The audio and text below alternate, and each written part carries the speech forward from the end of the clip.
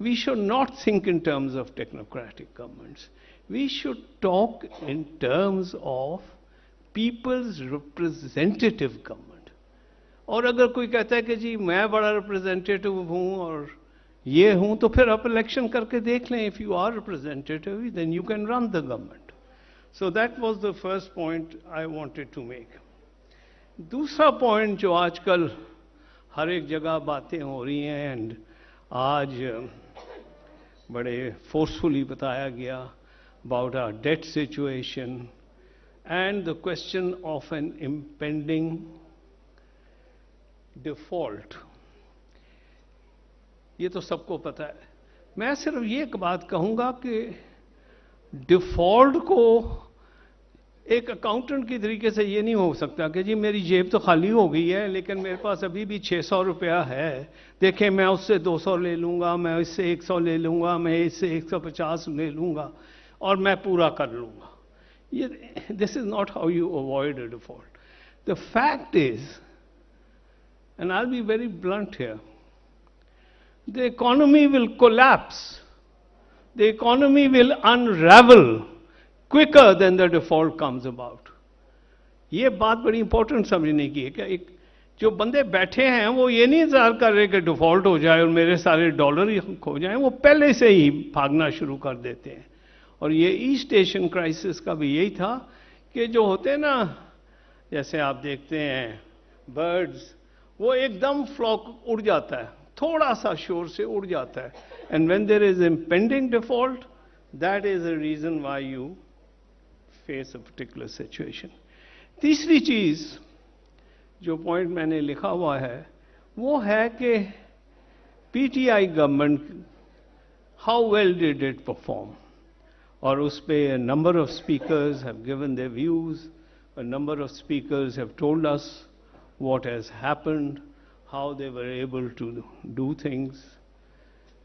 دیکھیں ایک let's say 3.5-4 years بھی نہیں ہوئے تھے گورنمنٹ کو. That was the time it was there.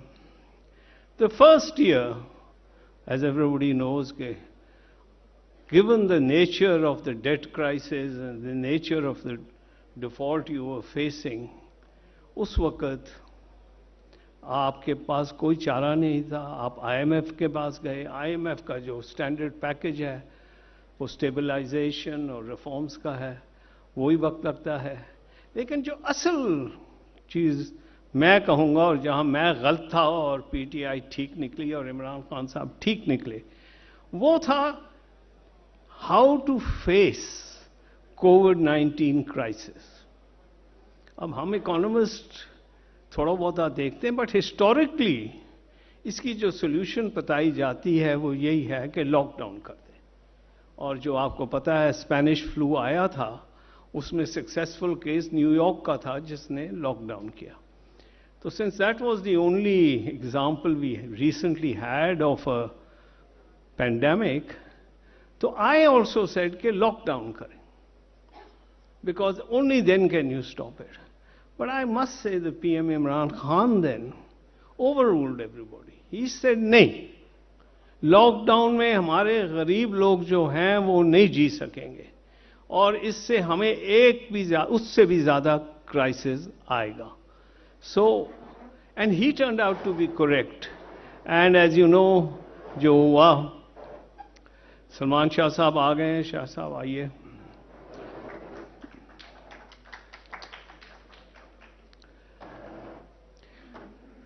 دوسری چیز پرفارمنس کے طور پہ یہ بڑی کرٹیسزم کی جاتی ہے کہ پی ٹی آئی نے over extended the economy by moving from stabilisation to growth. یہ کہا جاتا ہے کہ انہوں نے بہت تیزی سے اکانومی چلانی شروع کر دی اور یہ جو کرائسس پھر آیا مارچ میں, یہ زیادہ اس کی وجہ سے ہوا کہ پی ٹی آئی نے بہت ایسے میجرز لیے جس سے اکانومی کنٹرول کرنی مشکل ہو گئی. یہ بالکل صحیح نہیں ہے. اگر آپ دیکھیں تو جو اس وقت जब हम गवर्नमेंट में तो मैं नहीं था, I was an economic PM's economic advisory team, उस वक्त $17 बिलियन के रिजर्व्स थे, and the current account deficit जो बढ़ रहा था that was well with in the range of which we expected it to be, और दिसंबर में जाके ये $20 बिलियन हो गए थे reserves. So we were going all right. मार्च में जब क्राइसिस आया, जब वॉर शुरू हुई, जो किसी को ख्याल भी नहीं था होगा, यूक्रेन रशिया का कॉन्फ्लिक्ट शुरू हुआ, तो उस महीने हमारे जो रिजर्व्स थे वो 17 से 13 बिलियन पे आ गए, क्योंकि oil prices spiked up. And I really do believe that the initial steps the government took, we became aware of it, the rate of interest had to be increased by 150 basic points. But the real point I want to make is कि जिसके भी दिमाग में ये बात थी कि जी मैंने गवर्नमेंट को हटाना है या मैंने गवर्नमेंट को करना है, वो ये भूल गया कि मार्च का जो क्राइसिस आया है उसको इस वक्त आप इतना एक्सेंचुएट कर देंगे आप पॉलिटिकल अनसर्टेनिटी लाके. That was a big, even if I had a plan to change a government I would not have done so, and if I was to benefit from taking the government I would not have done so, because everybody new, and to remove a sitting government in the middle of a global economic downturn crisis was a huge big mistake. And I'm quite sure that that will be a factor when history will judge कि ये जो किया गया और उसके जो नतायज हुए हैं वो आप सबके सामने हैं. अब आई थिंक हमाद साहब ने भी कहा, अली खजर साहब ने भी कहा, बात सिंपली ये है कि आपकी जो इकोनॉमी है ठीक है, इतनी इंडेटेड नहीं है, but the point is that the binding constraint जो आपको रोकता है आगे जाने से वो फॉरेन एक्सचेंज कंस्ट्रेंट है और आपके फॉरेन एक्सचेंज रिजर्व्स हैं. जैसे ही ऑयल शॉक आता है तो गवर्नमेंट बहुत मुश्किल से सर्वाइव करती है, and therefore how do we increase the foreign exchange reserves, और कैसे हम ये कर सकते हैं जिससे हम इकोनॉमी को सेल्फ सस्टेन्ड पाथ पे ले जाए. ये कहना कि जी इंपोर्ट कम कर दें, एक्सपोर्ट बढ़ा दें, ये तो कहने की बातें हैं ना, करेंगे कैसे और कैसे होगा. और इसके लिए मैं सिर्फ 3 चीज़ों का बात करूंगा. पहले कि ये जो हमारी इकोनॉमी है ना, ये अनफॉर्चुनेटली मेड इन पाकिस्तान नहीं है, ये असेंबल इन पाकिस्तान इकोनॉमी है. तो असेंबल जो इन पाकिस्तान होता है उसका इंपोर्ट कंटेंट बहुत ज्यादा होता है. तो जो इंडस्ट्री आप कहते हैं कि जी मिनिस्ट्री ऑफ इंडस्ट्रीज ने ये कर दिया वो कर दिया, अब जैसे कि ऑटो की कर लें या किसी और की कर लो, तो उसका जो इंपोर्ट कंपोनेंट है can be very very large. So we have to now shift. और ये बात मैं आखिर में फिर से दोहराऊंगा कि आजकल की दुनिया में ना कैपिटल ना other things is important, knowledge is the factor. हम लोगों ने भी काफ़ी इन्वेस्टमेंट की है नॉलेज में. 2,200,000 ग्रेजुएट्स थे, आज 2 मिलियन स्टूडेंट्स पढ़ रहे हैं.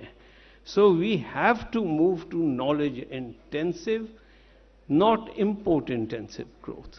वो दिन खत्म हो गए, consumption led, import intensive, external assistance, वो दिन खत्म हो गए.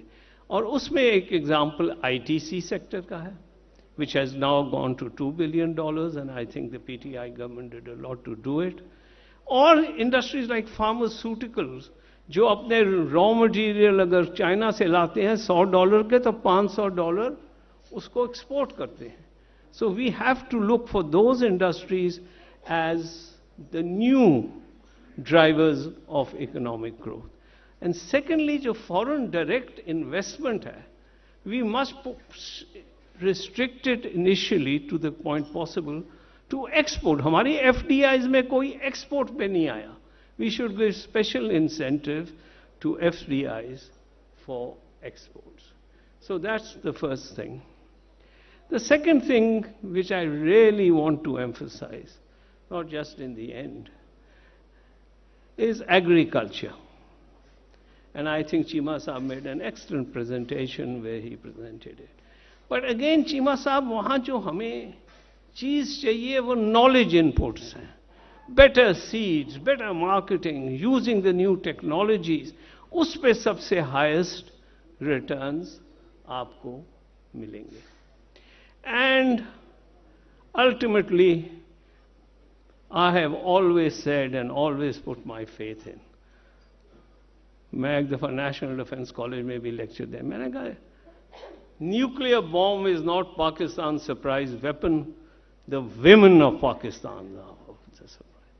The women, the way they are coming out, I tell you, will change the face of this country. I teach. I have students. 9 of my 10 MPhil students are girls in the Law School of Economics. And they are going to be the turning point in the history of this country. They are going to give you a much higher. So educating women, empowering women should be the question of the future. So let me end by saying that the old model of economic growth, जो हम पिछले 70 साल से follow करते रहे हैं, कि जी consumption lead, import intensive और उसके बाद फॉरेन असिस्टेंस. अब फॉरेन असिस्टेंस वो नहीं रही. It's not a question of, it's true as khaddar said कि debt is, foreign debt is only 30% of our GDP. It's not that. It's a question of the repayment of the debt. अब तो ये हालत हो गई है, and it's very tragic. आप देखें 2010 में कितने पैसे आए अर्थक्वेक में या फ्लड्स में और 205 में. इस दफा एक पैसा नहीं आया. And we had the worst floods in history. लोगों को अपनी पड़ी हुई है, लोगों की अपनी बेल्ट टाइटनिंग हो रही है, उनकी अपनी गवर्नमेंट्स में बहुत ज़्यादा इन्फ्लेशन है domestic. So we have to basically change this model. और मैं इस बात का शौकत तरीन साहब को और असद उमर साहब को और हमाद साहब को देता हूं कि इन्होंने इस पे अभी होमवर्क 4 महीने पहले शुरू किया हुआ. 4 months earlier they are working towards the growth strategy and a growth policy of which the white paper which they themselves will say. So, लेकिन बात ये थी, काफ़ी सारे लोगों ने कहा कि जी इस गवर्नमेंट जो आई है इसका प्लान कोई नहीं था. लेकिन जब ये भी याद रखें, मैंने तो देखे इनके सारे प्रोग्राम्स, जब इनके फॉर्मर मिनिस्टर्स, प्राइम मिनिस्टर आते थे तो जो थे टीवी के एंकर्स वो पूछते थे जी आपका प्लान क्या है. आप कहते हैं कि पीटीआई ने ये कर दिया तो आप बताएं आपका प्लान क्या था. कहते हैं जी हमारे पास तो प्लान है क्यों नहीं. उन्होंने कहा क्यों नहीं है आपके पास प्लान. उन्होंने कहा जी पहला काम हम ये करेंगे कि हम इलेक्शन कराएंगे, इसलिए हमने तो प्लान बनाया ही कोई नहीं.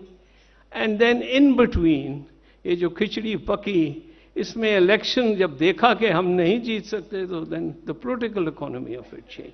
So with these words I thank you and I look forward to the other speakers.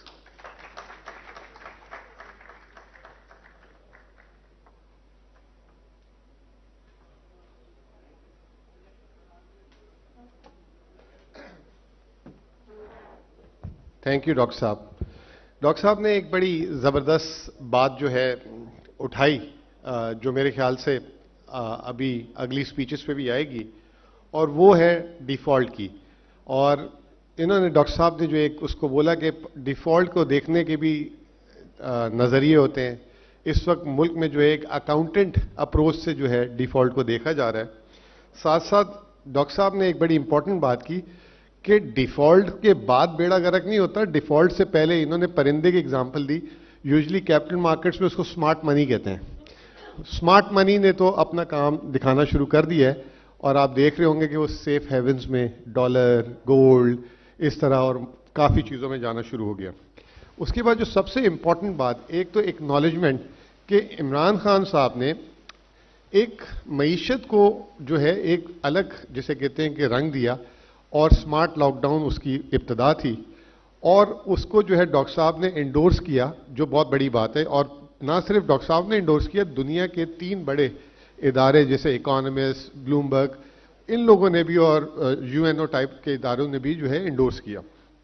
اور جو سب سے امپورٹنٹ بات کی وہ کی کہ اب اکانومیز جو ہیں وہ نالج اکانومی کی بیس پہ ہونے چاہیے، اور وہ جو اکانومی وہی آگے نکلیں گی جو ان چیزوں پہ نالج پہ بیسڈ ہوں گی. اور آئی تھنک یہ کام بھی جو ہے پی ٹی آئی حکومت میں شروع ہو گیا تھا، اگر آپ کو یاد ہو کہ I T export, start ups وغیرہ. بہرحال اس ڈیبیٹ کو آگے لے کے چلتے ہیں. ہمارے اگلے سپیکر ہیں کوئی تعارف کے محتاج نہیں، فارمر ایکس فائنانس منسٹر بھی ہیں، ڈاکٹر سلمان شاہ صاحب. اور ڈاکٹر سلمان شاہ صاحب آج کی صورتحال پہ اپنا کیا جائزہ دیتے ہیں، let's see.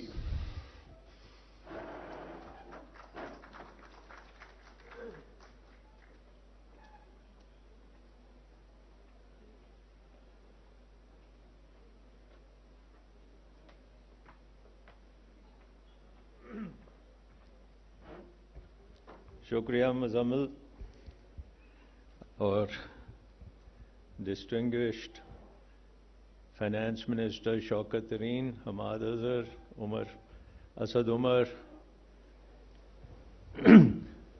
and our other panelists, ladies and gentlemen.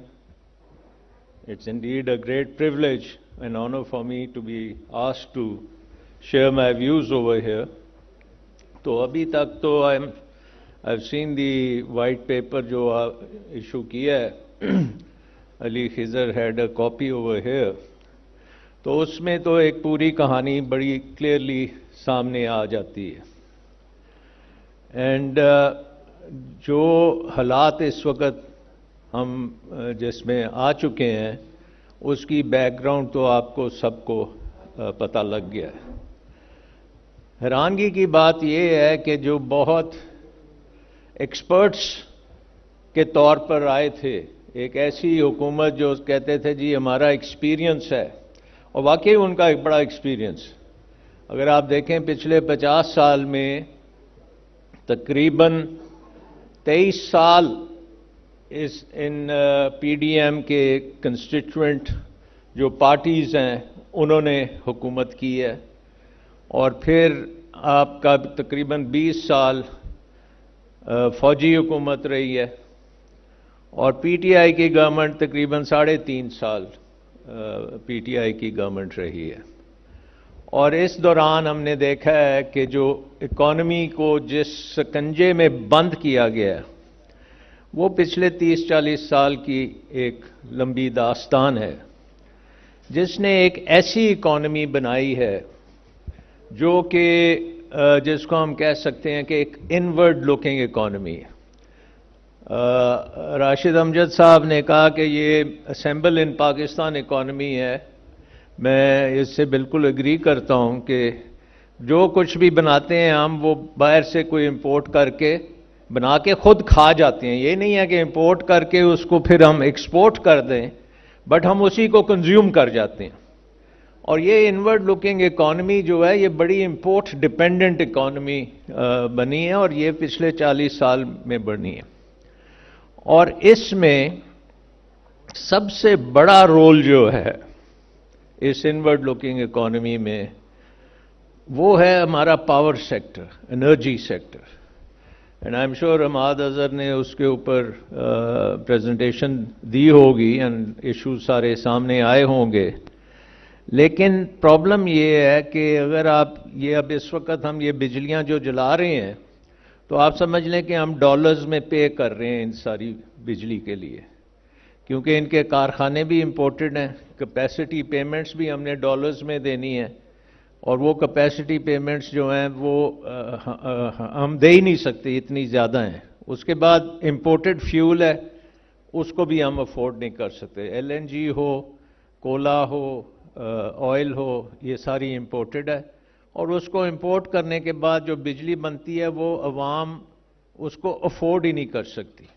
سو اس کے لیے اس کو بہت بڑی آپ کو سبسڈی دینی پڑتی ہے، اور ٹریلینز آف روپیز میں اس وقت آپ کا سرکولر ڈیٹ ہو چکا ہے.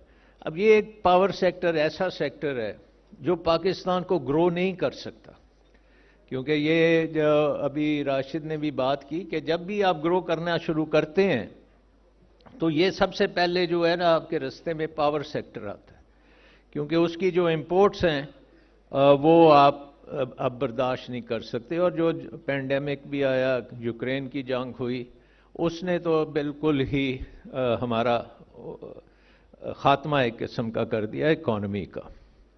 اب صورتحال یہ ہے کہ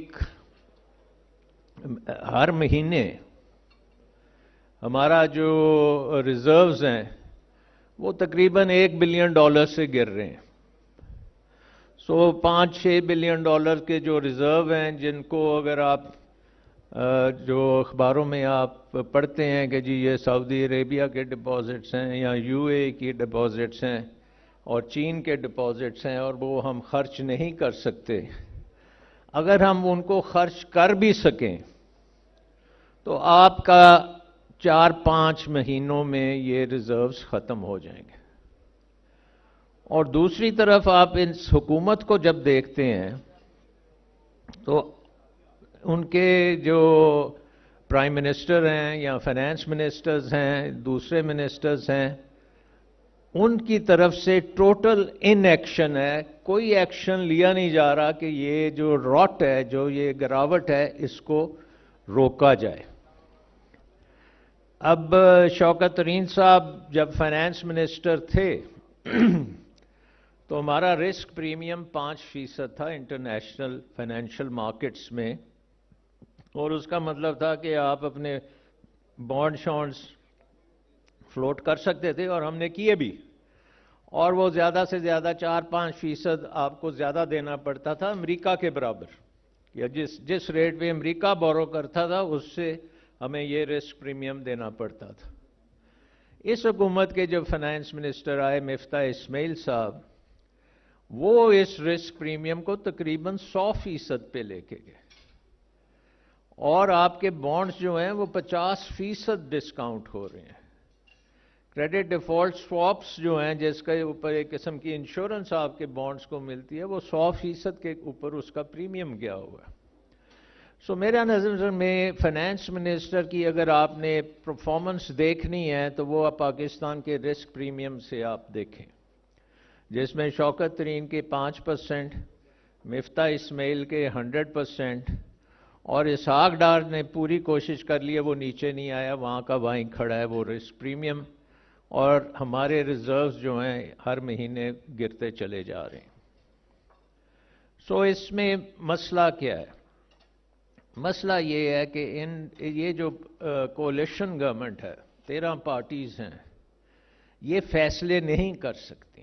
یہ مشکل فیصلے بالکل نہیں کر سکتے, کیونکہ ان کی ایک غلط فہمی ہے کہ یہ الیکشن میں جانے کے قابل ہیں اگر یہ کچھ نہ کریں, اور اگر انہوں نے کچھ کر دیا تو پھر یہ الیکشنز نہیں کر سکتے. اب یہ جو مرضی کریں, کچھ بھی نہ کریں یا کریں تو کوئی فرق نہیں پڑے گا, انہوں نے الیکشن میں اب ہارنا ہی ہے. اگر آپ نے الیکشن کرنے ہیں تو اس کے لیے پاکستان کی اکانومی تو ہونی چاہیے. پاکستان کی اکانومی کو سٹیبلائز ہونا ضروری ہے, اور پاکستان کی اکانومی جو ہے اس وقت ایک ہی طریقہ ہے اس کی سٹیبلائزیشن کا, اور وہ ہے کہ اب آپ IMF پروگرام میں لیٹر اینڈ اسپرٹ اس کو فالو کریں, کیونکہ اب آپ کے پاس آپشنز نہیں ہیں. جب تک آپ یہ IMF پروگرام فعال نہیں کریں گے, اور جب تک آپ دوسرے دوست ممالک سے ایکچولی ایگریمنٹس نہیں کریں گے on rescheduling the date we have, چین ہے اس کے ساتھ کرنا بہت ضروری ہے. سب سے بڑے جو بائیلیٹرل ڈیٹ اس وقت چائنا کا ہے, اور چائنا کے بینکوں کا تقریباً $5-6 ارب ان کا بھی ڈیٹ ہے. چائنا کے ساتھ سمجھوتا تو سامنے آنا چاہیے تھا, لیکن وزیر اعظم بھی چائنا ہو آئے ہیں, فائنانس منسٹر بھی ہوئے ہیں, فورن منسٹر رہتے ہی باہر ہیں, کسی قسم کا کوئی ایگریمنٹ سامنے نہیں آیا. ہم نے کوئی ٹاسک فورس نہیں دیکھی اس کے اوپر, کوئی منسٹری آف فائنانس کا پیپر نہیں دیکھا کہ کیا اسٹریٹجی ہے, کوئی ڈیٹ اسٹریٹجی نہیں دیکھی. جسٹ جو ہے ہم آہستہ آہستہ پھسلتے جا رہے ہیں اس طرف جہاں سے نکلنا پھر بہت مشکل ہوگا. سو آئی تھنک کہ سب سے پہلی بات تو اب یہ ہے کہ یہ گورنمنٹ کیونکہ پیرالائز ہو چکی ہے, اس لیے ضروری ہے کہ اب آپ کیئر ٹیکر گورنمنٹ کی طرف جائیں اور الیکشنز کو اناؤنس کریں.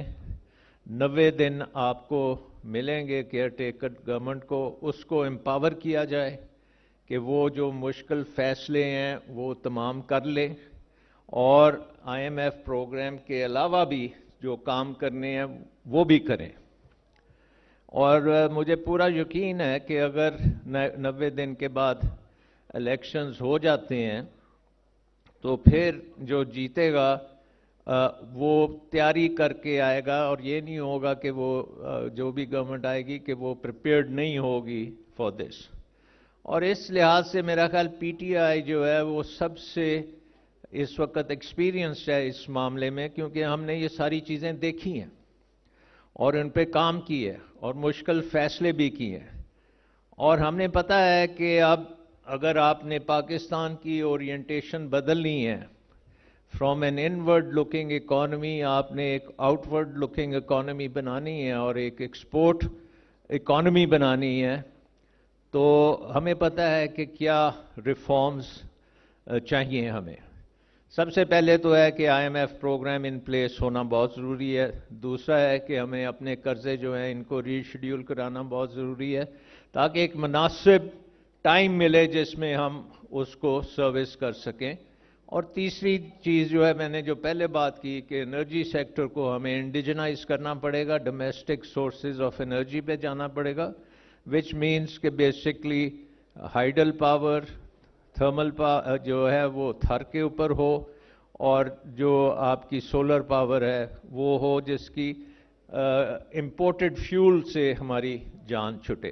ان تمام چیزوں کے بعد ہم نے پاکستان کو اگر اس کی اورینٹیشن بدلنی ہے تو ہماری جو اکانومی ہے اس کو آپ کو ڈائیورسفیکیشن میں لے کے جانا پڑے گا. یعنی کہ اگر ہماری ایکسپورٹس اس وقت صرف ٹیکسٹائل انڈسٹری ہے اس کے اوپر ہمارا انحصار ہوتا ہے, تھوڑا بہت چاول ہم کر لیتے ہیں, لیکن اگر آپ نے واقعی ایک ایکسپورٹ اورینٹڈ انڈسٹری بنانا ہے, انڈسٹری اکانومی بنانی ہے, تو آپ کو ڈائیورسفیکیشن کی بہت ضرورت ہے کہ بہت زیادہ ڈفرینٹ سیکٹرز جو ہیں اس میں آپ کی مہارت ہونی چاہیے کہ آپ دنیا کی مارکیٹس میں جا سکیں.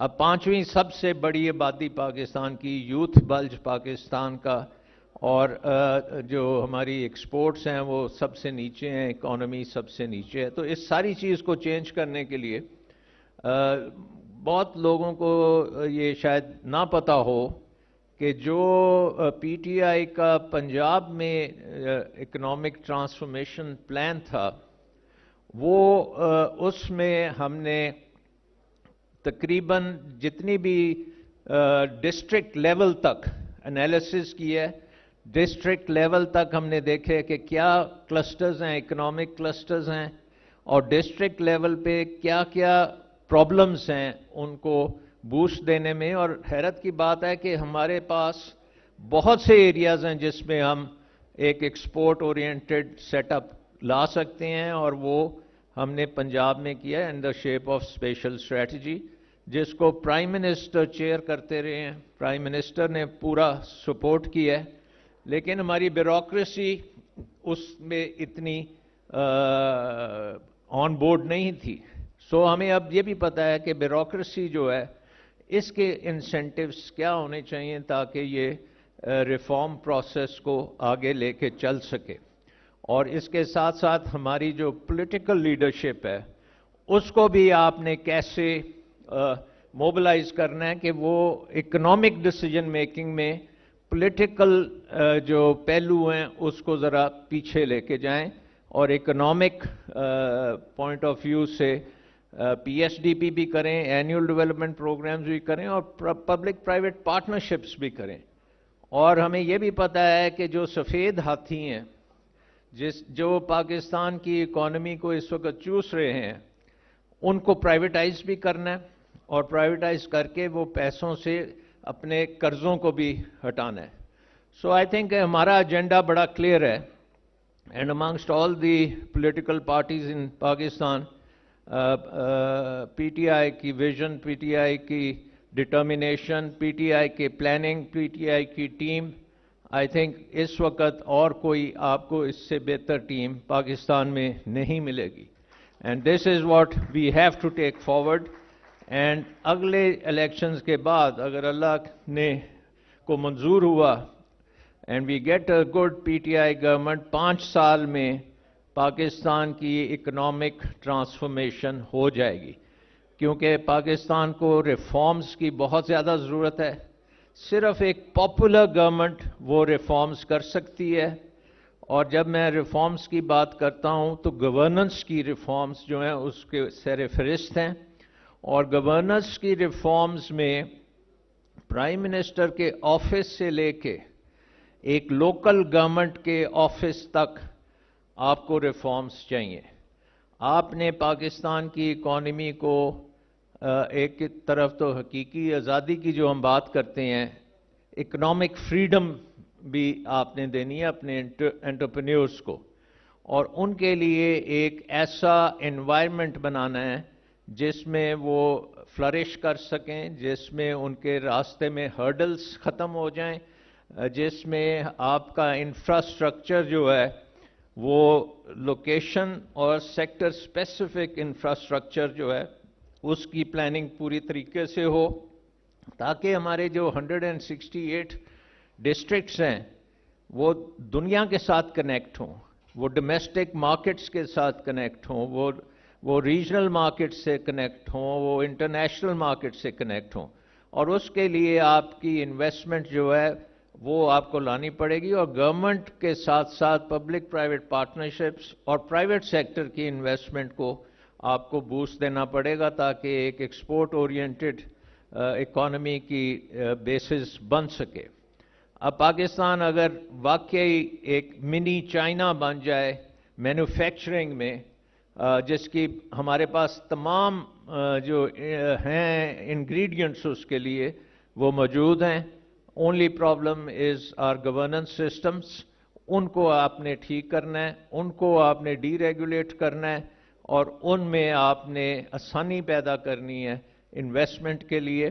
And so I think we are ripe at this time کہ going from the worst in the world to the best in the world is possible, and that is only going to happen if PTI comes in the next elections, اور ہم جو programmes لے کے آئیں گے پھر we'll be accountable for that.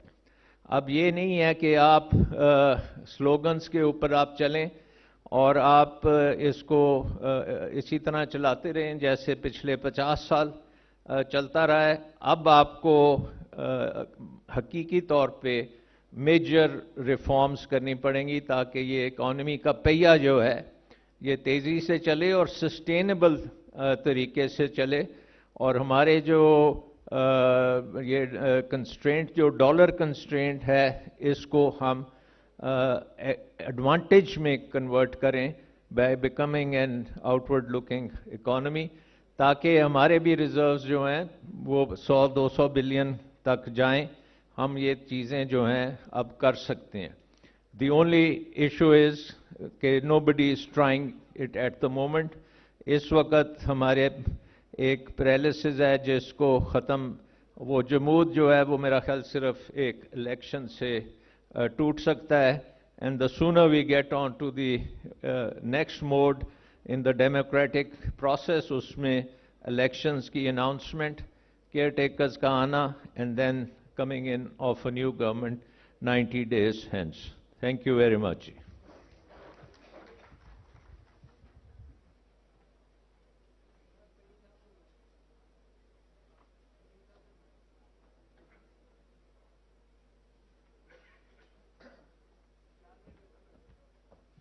شکریہ doctor سمان شاہ صاحب. اور جو سب سے امپورٹنٹ بات جو ڈاکٹر صاحب نے بولی کہ from the worst to best جو ہے ہم کر سکتے ہیں، یہ ہم نے کووڈ میں بھی کر کے دکھایا تھا. مجھے جب یہ ڈاکٹر صاحب نے بات بولی تو اسی وقت امیڈیٹلی میرے دماغ میں فواد چودھری کا پچھلے ہفتے کا سٹیٹمنٹ تھا کہ کیا پاکستان کو بنا دیا فرام ٹورزم ٹو ٹیررزم. بہرحال ڈاکٹر صاحب نے جو ہے بڑا جیسے کہتے ہیں کہ کریڈٹ دیا پی ٹی آئی کو. 23 سال کہا کہ پی ڈی ایم نے حکومت کی، پچھلے 20 سال جو ہے آرمی نے کی اور 3.5 سال پی ٹی آئی نے کی، لیکن ان ساروں میں سب سے ایکسپیرینس گورنمنٹ جو ہے وہ پی ٹی آئی کی تھی. Thank you very much doctor صاحب. اور ڈاکٹر صاحب نے جو ہے ایک اور بات کہی کہ پاکستان کے انہوں نے رسک ہائی لائٹ کر دیے اور بڑے کیئرفلی اور بڑے دبے الفاظوں میں بتا دیا ہے کہ آگے کس طوفان کا اس معیشت کو سامنا ہے، جس میں انہوں نے ریزروز کی بات بھی کی، قرضوں کی بات بھی کی اور ایک چھوٹا سا وے فارورڈ بھی دیا. یہی چیز اب میں دعوت دوں گا شوکت ترین صاحب، former finance minister Pakistan P T I اور سینئر جو معاشی ٹیم کی جو ہے قیادت بھی کر رہے ہیں. یہ جو ہے شوکت صاحب جو ہے وائٹ پیپر پریزنٹ کریں گے کہ کس طرح پی ٹی آئی نے حکومت لی اور کہاں چھوڑ کے گئی. اوور ٹو شوکت ترین صاحب.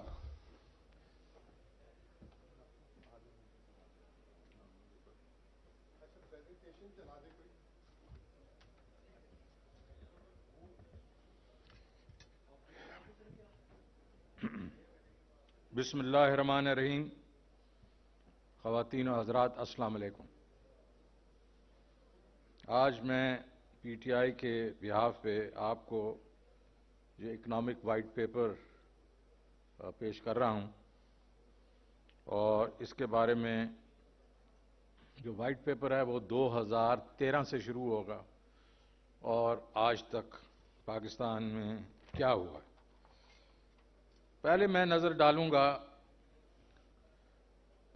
پاکستان مسلم لیگ نون کی پرفارمنس پہ 2013 سے 2018 میں. تو اگر آپ دیکھیں گے کہ باتیں تو بڑی ہیں لیکن یہ ہمارے لیے 19.2 بلین ڈالر کا کرنٹ اکاؤنٹ ڈیفیسٹ چھوڑ کے گئے تھے. اچھا، جو میں چیزیں آپ کو بتاؤں گا یہ فیکچول ہیں، یہ آپ یا اکنامک سروے سے اس کو ویریفائی کر سکتے ہیں یا جو منسٹری آف فائنانس کے نمبرز ہیں اس سے یا پاکستان بیورو آف اسٹیٹسٹکس سے کر سکتے ہیں. یہ کوئی کنجیکچرز نہیں ہیں، اس میں پالیٹکس بیچ میں نہیں ڈال رہا ہوں. تو دیکھیں گے تو یہ انہوں نے 19.2 بلین کا کرنٹ اکاؤنٹ ڈیفیسٹ ہمیں چھوڑا. ریزرو جو تھے 9.4 بلین ڈالر تھے اور پاکستان کا روپے کو انہوں نے اپنی طرف سے مضبوط رکھنے کی کوشش کی اور ہم اس کو اکنامکس میں کہتے ہیں اوور ویلیوڈ. 23% جو ہے روپیہ اوور ویلیوڈ تھا. دنیا کی وزڈم تو یہ ہے کہ وہ انڈر ویلیو کرتے ہیں اور دنیا کے بیچ میں یہ بھی ہے کہ دوسرے ممالک جو ہیں وہ انڈر ویلیو نہیں رکھنے دیتے ملکوں کو اپنی کرنسی، جس میں سب سے بڑی جو مثال ہے وہ ہے چائنا کی. جب تک وہ WTO کا ممبر نہیں تھا تو چائنا اپنی کرنسی کو اپنا انڈر ویلیو رکھتا تھا تاکہ اب ان کی ایکسپورٹ بڑھ سکے اور ایڈوانٹیج ملے ان کو. تو ہم جو تھے ہم نے 2013 سے 18 تک تو میں نہیں کہوں گا کیونکہ جو دار صاحب چلے گئے یہاں سے تو انہوں نے پھر کچھ ایڈجسٹمنٹ کرنے کی کوشش کی. تو ہم نے بہت ہی مضبوط رکھنے کی کوشش کی جس میں 23% ہم نے روپے کو اوور ویلیوڈ کیا. اس کا نتیجہ کیا ہوا؟ اس کا نتیجہ یہ ہوا اور میں صرف نمبرز آپ کو دے سکتا ہوں کہ 13 کے بیچ میں جب انہوں نے ٹیک اوور کیا تو ہماری ایکسپورٹس تھی 24.8 بلین ڈالر، تقریباً 25 بلین ڈالر کی ایکسپورٹس تھی. مضبوط روپے کی وجہ سے ہماری ایکسپورٹس کوئی 16-17 میں 22 بلین پہ چلی گئی. اس کا مطلب ایکسپورٹس گر گئیں. جب ہماری 25 بلین کی ایکسپورٹس تھیں تو بنگلہ دیش کی ایکسپورٹس 13 میں 27 بلین ڈالر کے لگ بھگ تھی. 2018 میں ہماری ایکسپورٹس جو ہے وہ آخری 1.5 سال میں انہوں نے بڑھائیں کچھ اور وہ پھر وہی 24.89 پہ تقریباً 25 بلین پہ گئیں. اس وقت بنگلہ دیش کی ایکسپورٹ $37 بلین پہ ہو چکی تھی. $10 بلین ہمارے سے زیادہ، بلکہ $12 بلین زیادہ ہو گئی. $10 بلین ان کی 13 کی ایکسپورٹ سے زیادہ تھی. ہم وہ موقع کھو بیٹھے اور ہم نے وہ $10 بلین جو ہے ہمارا جو ہے پورے 5 سال میں ایکسپورٹس کا لاس ہوا. دوسری سائڈ پہ کیونکہ روپیہ مہنگا تھا، وہ مضبوط تھا، امپورٹ سستی ہو گئی. جب امپورٹ سستی ہو گئی تو امپورٹس بڑھ گئی. امپورٹ تقریباً $23 بلین بڑھی. تو 5 سال میں پاکستانی قوم کو، پاکستانی خزانے کو $33 بلین کا ٹیکہ لگ گیا. کس وجہ سے؟ ایک پالیسی کی وجہ سے. ایک ذہن میں ایک وہ بات تھا کہ بھائی مضبوط رکھنا ہے روپے کو، جس طرح بھی کہہ رہے تھے کہ 200 سے نیچے لے کے آ جاؤں گا. ارے بھائی وہاں رکھو روپے کو جہاں اس کی جگہ ہے، اور وہ جگہ کیا ہے؟ وہ ریئل ایفیکٹو ایکسچینج ریٹ سے تھوڑا نیچے، تھوڑا سا اس کو انڈر ویلیو رکھے ریئل ایفیکٹو ایکسچینج ریٹ سے. یہ دنیا کی اکنامکس یہ کہتی ہے. اب ڈارنامکس کچھ اور کہتی ہے تو وہ مجھے اس یونیورسٹی کا پتہ نہیں ہے، نہ میں اس کا پتہ جاننا چاہتا ہوں. تو اس سے ہماری ایکسپورٹ جو ہیں وہ کم ہو گئی. فسکل ڈیفیسٹ ان کا جو ہے 7.6% تھا، اور debt to G D P 64% تھی. اب ان کا یہ وتیرہ ہے کہ جو چیز ان کو سوٹ کرتی ہے یہ debt to G D P کا نمبر بھی کوٹ کر دیتے ہیں، اور جب ان کو سوٹ کرتا ہے یہ صرف ڈیٹ کا نمبر کوٹ کرتے ہیں. اور ہمیں انہوں نے کہا کہ انہوں نے جناب آتے ہی 20 ٹریلین روپے جو ہے وہ ڈیٹ بڑھا دیا اپنے جو 4 سالوں میں. ارے 20 تو نہیں تھا، وہ 18.5 تھا. ان کے اپنے نمبر بعد میں بتاتے ہیں، لیکن وہ صحیح ہے. وہ بڑھایا ہم نے 18 ٹریلین سے، کیونکہ ہم نے جی ڈی پی 72% سے بڑھا دی تھی. ہم نے جی ڈی پی 72% سے بڑھا دی تھی ان 4 سالوں میں. تو جناب والا یہ ہوتا ہے debt to G D P کا چکر. اور آپ 64% پہ چھوڑ کے کہتے ہیں. ہمارا بھی ڈسپائٹ کووڈ ہم نے کوئی 66% پہ چھوڑی، کیونکہ کووڈ کے بیچ میں دنیا کی جو جی ڈی پی سے وہ 10% ڈیٹ بڑھ گیا تھا ان کا. انہی چیزوں کو میں اگر اگلے صفحے پہ اگر آپ دیکھیں جی، تو یہ آپ دیکھیں کرنٹ اکاؤنٹ ڈیفیسٹ کیسے اوپر گیا. شروع کے بیچ میں کرنٹ اکاؤنٹ ڈیفیسٹ اس لیے نہیں ہو رہا تھا کہ ظاہر ہے آپ کی ٹائم لگتا ہے اس کے اوپر، لیکن جیسے جیسے وہ آپ کے ڈالر کا فقدان ہوا تو ایک دم بڑھا. اور امپورٹس جو ہیں وہ آپ کی 40 بلین سے تقریباً 56 بلین پہ چلیں گے. ریزرو جو ہیں وہ آپ کے 18 پہ پیک کر کے، اور یہ 18 اس وقت ہوئے جب آپ کے پاس ڈالر میں اگر آپ دیکھیں تیل کی قیمتیں لوئسٹ تھیں. $45-50 پہ تیل پھر رہا تھا. کموڈٹی پرائسز جو تھیں وہ کوئی 10-15 سال میں لوئسٹ تھیں ان 4-5 سالوں میں. ایکسپورٹس کو میں نے جس طرح بتایا 25 کا 25 پہ چھوڑ دیا، اور as a percentage of G D P بڑھ گیا. اب آگے چلیں. پی ٹی آئی آتا ہے 19 بلین کا، تو آپ کا کرنٹ اکاؤنٹ کا ڈیفیسٹ ہے. باقی 12-13 بلین آپ نے ڈیٹس دینے ہیں. $32 بلین کا نسخہ ہماری ٹیبل پہ آ گیا. عمران خان صاحب نے، آپ کو مطلب بڑے کیرزمیٹک ان کی پرسنالٹی ہے وہ، لیکن وہ پرسنالٹی تو کیرزمیٹک ہے، لیکن وہ کسی کے سامنے ہاتھ نہیں پھیلاتے، ان کو شرم آتی ہے. میں اس دفعہ ان کے ساتھ سعودی عربیہ گیا تھا اور ہمیں وہ آئل کی ڈیل چاہیے تھی، اور میں نے دیکھا ان کو کتنی تکلیف ہو رہی تھی کہ وہ جو ہے محمد بن سلمان سے یہ فیور مانگیں کہ ہمیں ایک ڈیفرڈ آئل چاہیے. ہاں مجھے بولنا پڑا. تو ان کو بھی اس وقت بھی بڑی شرمندگی ہوئی ہوگی کہ وہ جا رہے تھے لوگوں سے پیسے مانگ رہے تھے. انہوں نے لیکن کوشش کی، ملک کی خاطر کوشش کی، لیکن وہ اتنے پیسے نہیں ہوئے. اور اس وقت اسد عمر صاحب تھے فائنانس منسٹر، وہ ادھر بیٹھے ہوئے ہیں، کہ کتنی انہوں نے تگ و دو کی. تو چائنا گئے، وہ یو اے ای گئے، وہ سعودی عربیہ گئے، وہ ملیشیا گئے، ترکی گئے، ہر جگہ گئے، لیکن وہ کافی نہیں تھے.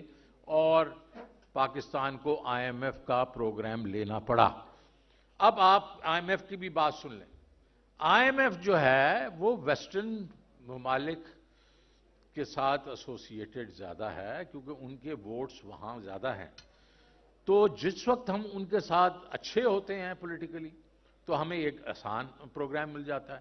جب ہم ان کے ساتھ ہماری کوئی جو ہے ریلیشن شپ اچھی نہیں ہوتی تو ہمیں ایک سخت پروگرام ملتا ہے.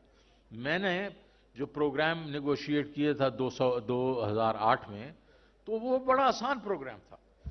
مجھے انہوں نے 5 ٹائمز انہوں نے میرا کوٹا دے دیا اور فرینکلی اس میں میں نے $11.5 ارب کا میں نے پروگرام لے لیا اور بڑے آسان شرائط پہ لے لیا. اب فرنٹ 40% مجھ میں مل گیا کیونکہ ہم وار آن ٹیرر میں ان کے ساتھی تھے اور وہ ہمیں وہ فیور کرنا چاہتے تھے. اس دفعہ ہم ان کے اس میں نہیں تھے. ہم کہہ رہے تھے کہ ہم تمہاری جنگ نہیں لڑیں گے, ہم جو ہے ہماری انڈیپینڈنٹ پالیسی ہوگی. تو وہ انہوں نے ہمیں سخت پروگرام دیا اور اس پروگرام کے بیچ میں ڈسکاؤنٹ ریٹ جو ہے 100 بیسس پوائنٹ 3.2% بڑھا دیا. انہوں نے الیکٹریسٹی بڑھا دی, گیس ٹیرز بڑھا دیے اور فسکل ڈیفیسٹ کو انہوں نے کہا 7.6 میں نے جو بتایا آپ کو, انہوں نے کہا اس کو تم 5.5% پہ لے کے آؤ ایک سال میں. اور ریونیو جو ہے وہ 3.60 ٹریلین سے 5.5 ٹریلین کرو ایک سال میں. یہ کبھی ہوا ہے پاکستان میں؟ لیکن انہوں نے کہا کرو. تو اس کی وجہ سے جو آپ کی گروتھ ریٹ تھی وہ 1.5% پہ آ گئی, آپ کی انفلیشن 10.5% پہ چلی گئی اینڈ سونے پہ سہاگا کووڈ آ گیا. اب کووڈ جب آیا تو عمران خان صاحب نے اپنے جو انہوں نے ایک لیڈرشپ دکھائی اور ہمارے حکومت کے اندر اور ہمارے جو سندھ کی حکومت تھی اور باقی بھی لوگ تھے وہ یہ کہہ رہے تھے کہ آپ یہ کر کیا رہے ہیں, یہ سلیکٹیو لاک ڈاؤن جو ہیں, سمارٹ لاک ڈاؤنز ہیں. لیکن انہوں نے کیا کہا, انہوں نے کہا وہ دہاڑی دار جو ہے اس کا کیا بنے گا میں اگر پورا کمپلیٹ لاک ڈاؤن کروں. جو روز کا روز کماتا ہے اپنے گھر اپنے بچوں کا پیٹ پالتا ہے اس کا میں کیا کروں گا. انہوں نے کہا نہیں, کمپلیٹ لاک ڈاؤن نہیں ہوگا, سمارٹ لاک ڈاؤن ہوگا. اور یہاں میں کریڈٹ دوں گا NCOC جس کے چیئرمین یہاں بیٹھے ہوئے ہیں اسد عمر صاحب کو, اور اسد عمر صاحب کو اور ان کی ٹیم کو کریڈٹ جانا چاہیے کہ انہوں نے ایسے طریقے سے کووڈ کو ہینڈل کیا. سم آف دی لوسٹ کیجولٹیز جو ہے دنیا کے بیچ میں, اور 3 اداروں نے سراہا. اس میں آپ ورلڈ بینک بھی ہیں, WHO ہے اور اس کے بعد اکانومسٹ ہے, سب نے تعریف کی. انہوں نے کہا یہ ٹاپ 3 ملکوں کا جو پرفارمنس ہے اس میں پاکستان ایک ہے. اور اس وقت اس کے دوران خان صاحب, اگلی سلائیڈ چلیں, خان صاحب نے کیا کیا. خان صاحب نے اس وقت انویسٹ کرتے رہے, ہر اس جگہ انویسٹ کرتے رہے جس میں امپلائمنٹ تھی, ایگریکلچر میں, کنسٹرکشن کے بیچ میں, آپ کی انڈسٹری کے بیچ میں, لوکل انڈسٹری میں, اس میں وہ انویسٹ کرتے رہے. ٹیکس مشینری کو انہوں نے ایک قسم سے ہماری جو ٹیکس مشینری آپ کو پتہ ہے FBR کے بارے میں تو ہم ساروں کے ویوز ہیں, اس کو انہوں نے کہا کہ یہ اس طرح ٹیکسز جو ہیں اکٹھے نہیں ہوتے, آپ ٹیکنالوجی یوز کریں, آپ ٹیکنالوجی یوز کریں. تو وہ پروگرام شروع ہو گئے.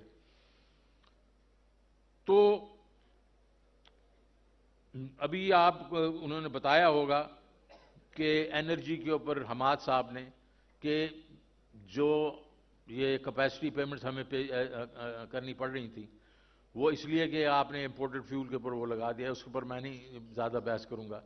اس کی وجہ سے جو کیپیسٹی پیمنٹس ہم پے کر رہے تھے تو انفلوز جو تھیں وہ 450-500 ارب کی تھیں شروع کے بیچ میں, جو 2018 میں 19 میں, اس کو مطلب 100 ارب سے کم پہ لے کے آ گئے حماد اظہر صاحب. اور اس سال وہ جو ہے اس میں مطلب ہم نے سرکولر ڈیٹ کو کم کر دینا تھا 200-300 ارب روپے سے. یہ سارا کچھ ہو رہا تھا اس وقت. اور باقی ایک چیز میں کہنا چاہوں گا کہ ہم جب گرو کیا ہم اس ادوار میں ہم نے گرو کیا جب ہم نے امریکہ کے ساتھ ان کی لڑائیاں لڑی ہیں. ایوب خان نے سیٹو سینٹو میں ہمیں گھسیٹ دیا, اور آپ کو معلوم ہے U2 جب گرایا گیا تھا روس کے اندر تو انہوں نے ہمارے بڑا بیر کے اوپر کراس لگا دیا تھا. انہوں نے کہا اگر جنگ ہوگی تو پہلے جو جائیں گے نیوکلیر ویپن ان میں سے ایک یہاں جائے گا. لیکن وہ ہم لوگ ساتھی بن گئے, اس کی وجہ سے ہمیں ڈالر ملتے تھے, جب ڈالر ملتے تھے تو ہماری گروتھ ہوتی تھی. دوسری دفعہ ہم افغانستان کی وار میں گھس گئے 79 کے اندر. ہمارا کیا کام تھا یار, یہ ان کا روس کا جھگڑا تھا, ان کے ساتھ امریکہ اور سعودی اگر ان کا جھگڑا تھا، ہمارا ان کے ساتھ کیا جھگڑا تھا؟ لیکن ہم اس میں گھس گئے اور اس کی وجہ سے پھر ہمیں ڈالر شالر مل گئے، ہم نے F-16 تو لے لیے، لیکن ایک کانٹینیوس یہ پرپیچول جنگ کے بیچ میں ہم شریک ہو گئے، اور اس کا ظاہر ہے ابھی جو ہمارے جو ہے مطلب 80,000 تو ہم شہید ہو چکے ہیں ہمارے لوگ، اور 150 ارب ڈالر تو ہم اس میں اور وار اور ٹیرر میں ہم کھو چکے ہیں۔ تو اس وقت بھی ہمیں پیسے مل گئے، اب پھر مشرف صاحب نے ہمیں وار اور ٹیرر میں گھسیٹ دیا۔ تو ان سائے ادوار میں ہماری جو ہے گروتھ وہ 5 سے 6%، 6.5% بھی گئی ہے۔ اس کے علاوہ صرف عمران خان صاحب کی جو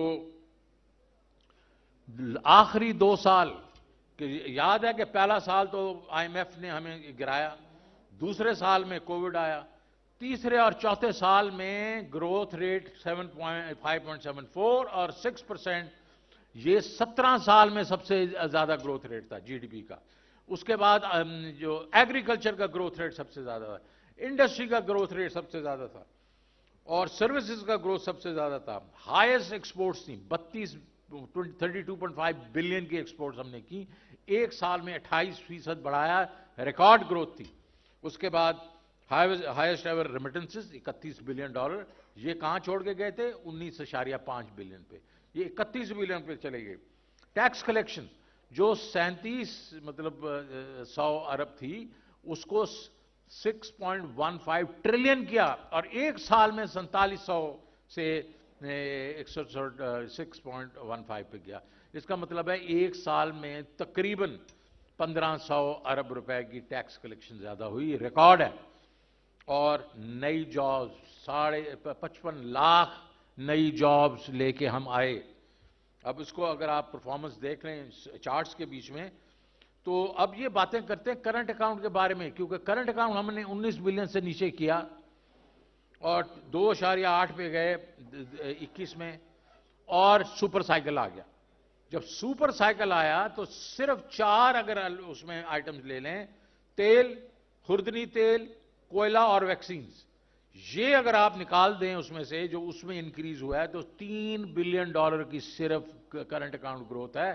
اور مجھے وہ ابھی ڈاکٹر راشد صاحب بات کر رہے تھے، تو میں ان کو یہ کہنا چاہتا ہوں کہ سارا چیز ہمارے کنٹرول میں تھی، ہمیں پتا تھا کہ یہ سکلکل ہے، یہ اوورال جو دنیا کا سائیکل ہے یہ واپس نیچے آئے گا۔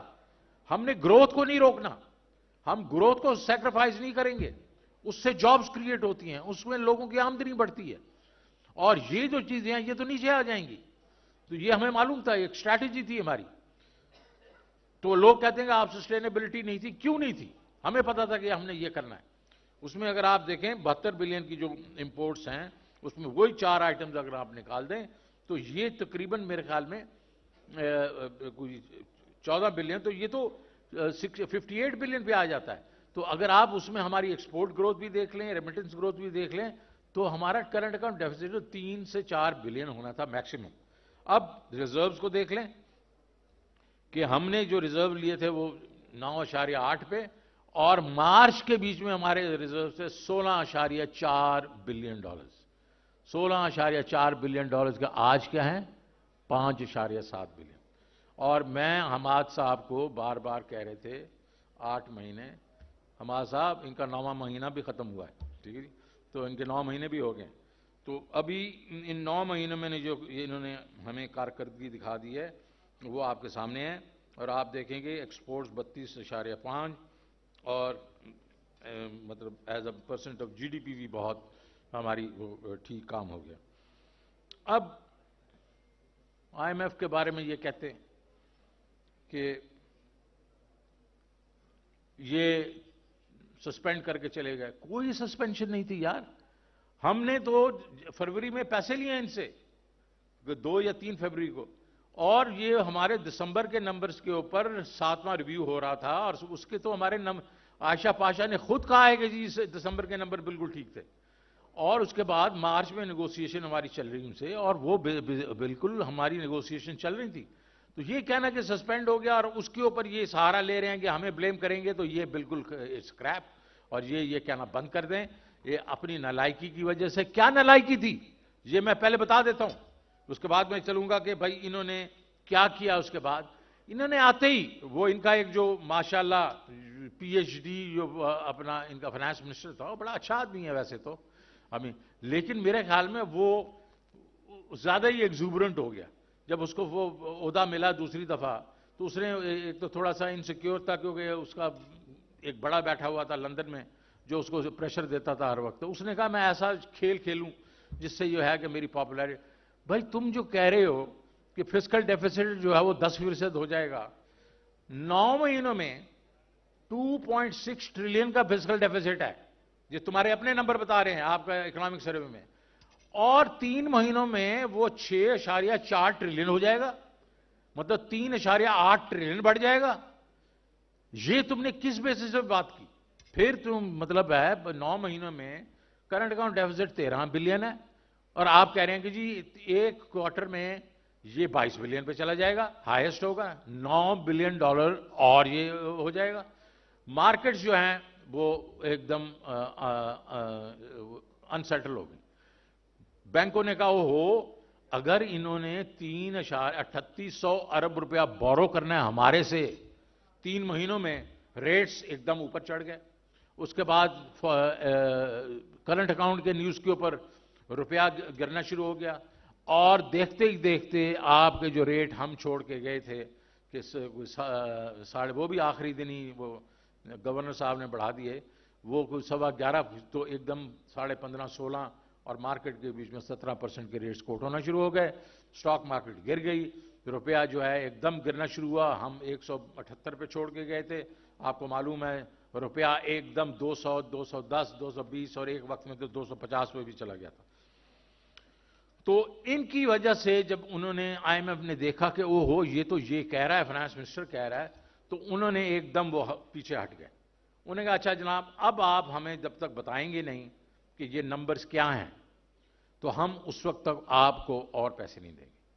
تو ہماری وجہ سے آئی ایم ایف نے نہیں رکے, وہ ان کی جو ان لوگوں نے ارریسپانسبل ٹاک کی اس کی وجہ سے انہوں نے کہا کہ ٹھہر جاؤ, آپ اپنا پہلے بجٹ بنا کے ہمیں دو, ہمیں پھر ہم بجٹ کے بعد آپ کو پیسے دیں گے. وہ ہمارے اس کی وجہ سے نہیں تھا, وہ ان کی اپنی جو ہے ارریسپانسبل ٹاک. اگر ہم اب دیکھتے ہیں کہ پی ڈی ایم جب آئی اپریل میں تو انہوں نے کیا کیا, انہوں نے جو میں نے آپ کو بتایا کہ انہوں نے ریٹس بڑھا دیے, ایکسچینج ریٹ گر گیا, ڈالرز گرنا شروع ہو گئے, یہ ایل سی نہیں کھول رہے تھے. اس کی وجہ سے ابھی آپ دیکھیں مہنگائی جو ہے وہ جو آپ کی سی پی آئی ہے وہ 25% پہ چلی گئی, 27 پہ گئی, ابھی 25.2% پہ ہے, اور ایس پی آئی جو 45% پہ چلی گئی. بزنسز بند ہونا شروع ہو گئی, ایگریکلچر کا بیڑا غرق ہو گیا. تو اب آپ کی جو 6% کی گروتھ تھی وہ اس سال میں پریڈکٹ کر رہا ہوں نیگیٹو ہوگی. یہ تو کہہ رہے ہیں 1-1.5% ہے, نہیں, یہ نیگیٹو گروتھ ہوگی. کیونکہ اگر آپ کی ابھی آگے میں نمبرز بتا رہا ہوں, اگر لارج اسکیل مینوفیکچرنگ جو ہے وہ 7.5%, 7.25% نیگیٹو ہے نومبر میں, تو وہ کدھر سے اب اگر مینوفیکچرنگ ہی نیگیٹو ہے, ایگریکلچر تو پہلے ہی نیگیٹو ہے, فلڈز بھی آ چکے ہیں, یہ کہاں سے پازیٹیو گروتھ دکھائیں گے آپ کو؟ آپ اگر دیکھیں ایکسپورٹس پیک کر کے 3.1 بلین پر منتھ, اب ایکسپورٹس تقریباً 2.2 پہ آ چکی ہے. آپ دیکھیں گے یہ اور گرے گی, کیونکہ ٹیکسٹائل جو کہ 64% ہے آپ کی ایکسپورٹ انڈسٹری کا, وہ بند ہو رہی ہے. 15 لاکھ آدمی جو ہے بے روزگار ہو گیا ٹیکسٹائل انڈسٹری سے, باقی انڈسٹریز بند ہو رہی ہیں. تو کہاں سے آپ جو ہے وہ ایکسپورٹس جو ہے اس کو پازیٹیو کریں گے؟ اور اس نے آپ نے دیکھا کہ پچھلے مہینے وہ نیگیٹو ہو گئی ہیں, 9% تو ویسے ہی نیگیٹو ہو گئی. آپ کی ریمیٹنسز نیگیٹو ہو گئی ہیں, کیونکہ آپ کے جو ہیں وہ 3 ریٹس ہیں. اور جو یہ جو ریمیٹنسز کیا ہیں, یہ ریمیٹنسز جو ہیں یہ ورکرز اپنے گھر گھرستی کے لیے پیسے بھیجتے ہیں. یہ انویسٹر نہیں بھیج رہا آپ کو پیسے, یہ پاکستانی وہ بھیج رہے ہیں جو اپنے گھر گھرستی کے لیے بھیجتے ہیں. اس کو اگر $200 پہ 8,000 روپے کا اگر فرق آ رہا ہے تو وہ بینکوں کے تھرو کیوں بھیجے گا؟ تو کیا ہو رہا ہے پچھلے 3-4 مہینوں میں؟ آپ کے ریمیٹنسز گر رہی ہیں, آپ کا حوالہ کے تھرو پیمنٹ زیادہ ہو رہی ہیں جس کا آپ کو کوئی فائدہ نہیں ہو رہا. آپ کا انفلیشن میں نے آپ کو بتا دیا ریکارڈ ہے. اس کے بیچ میں آٹا, الیکٹریسٹی, پیٹرولیم, یہ کھانے پینے کی چیزیں 44 روپے پہ جناب فی کلو جناب میں چھوڑ کے گیا تھا مارچ کے بیچ میں. آپ کا پیاز ایک بیسک چیز ہے, آٹا ایک بیسک چیز ہے. پیاز اس وقت 230 روپے پہ ہے. یہ غریب لوگ جو ہیں اپنے گاؤں والے, وہ آپ نے ایک روٹی پہ وہ مکھن تھوڑا لگا کے پیاز کے ساتھ روٹی کھاتے ہیں.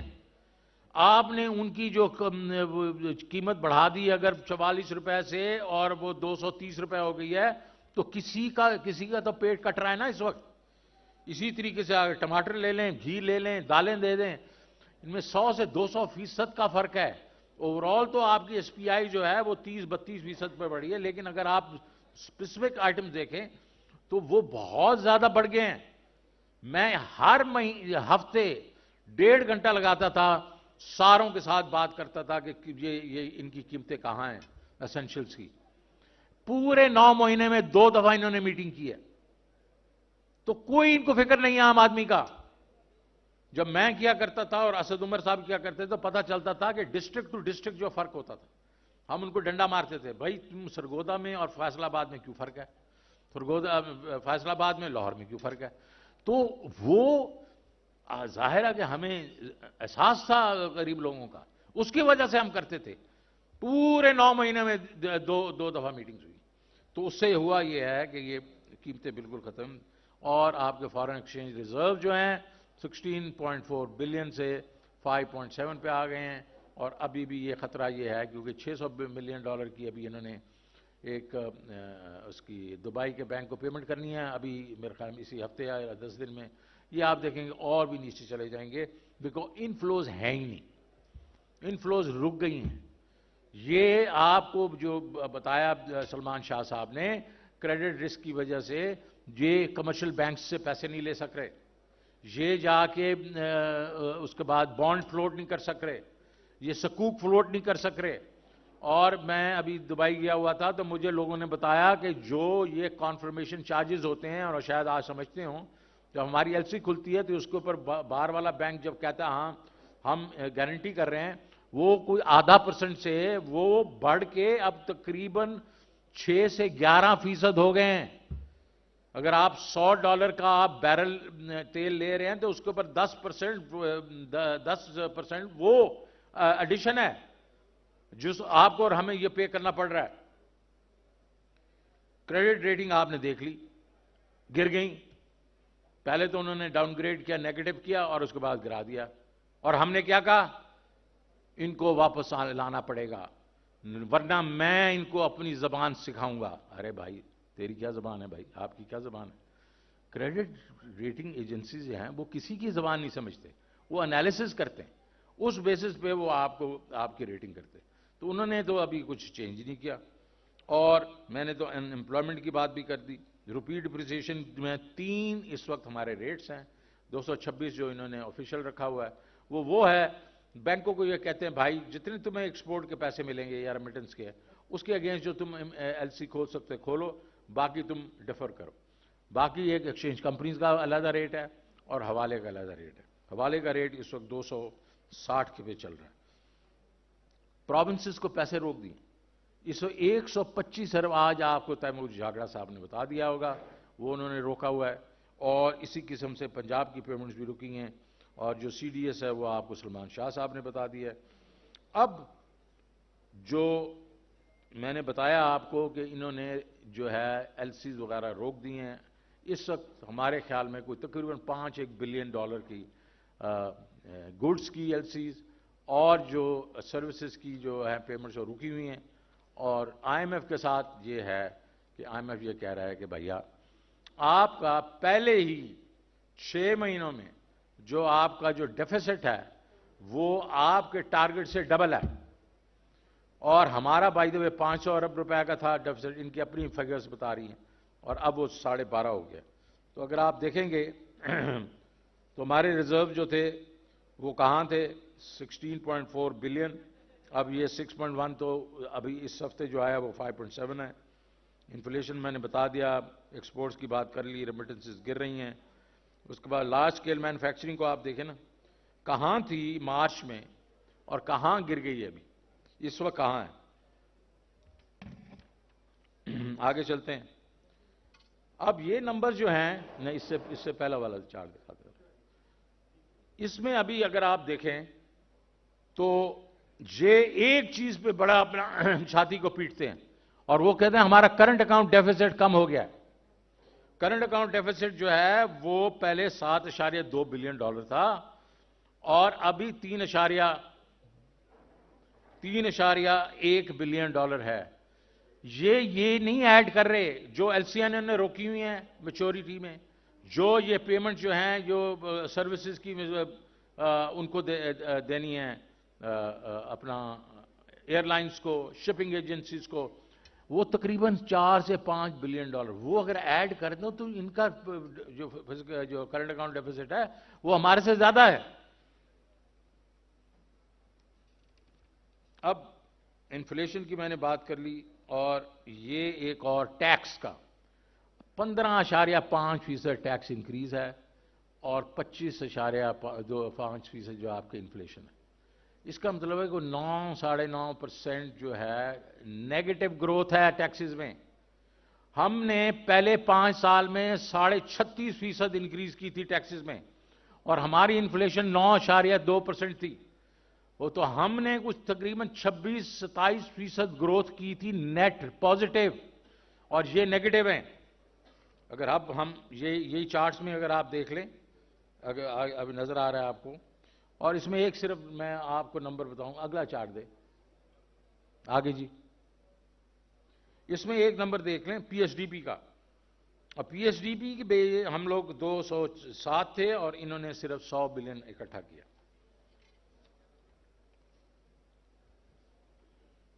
अब अगर मैं ये कहूं कि ये अब क्या सिनारियोज हैं, आगे चलें सर। 2 सिनारियोज हैं। आईएमएफ का प्रोग्राम अगर रीस्टार्ट करते हैं तो टफ आपकी वो एक किस्म से कंडीशनैलिटीज होंगी जिसमें रेवेन्यू और इकट्ठा करना पड़ेगा, आपको टैरिफ्स करने और एक्सचेंज रेट को इनको ढीला छोड़ना पड़ेगा। और अगर ये आईएमएफ से एग्री नहीं करते तो भी यही होगा।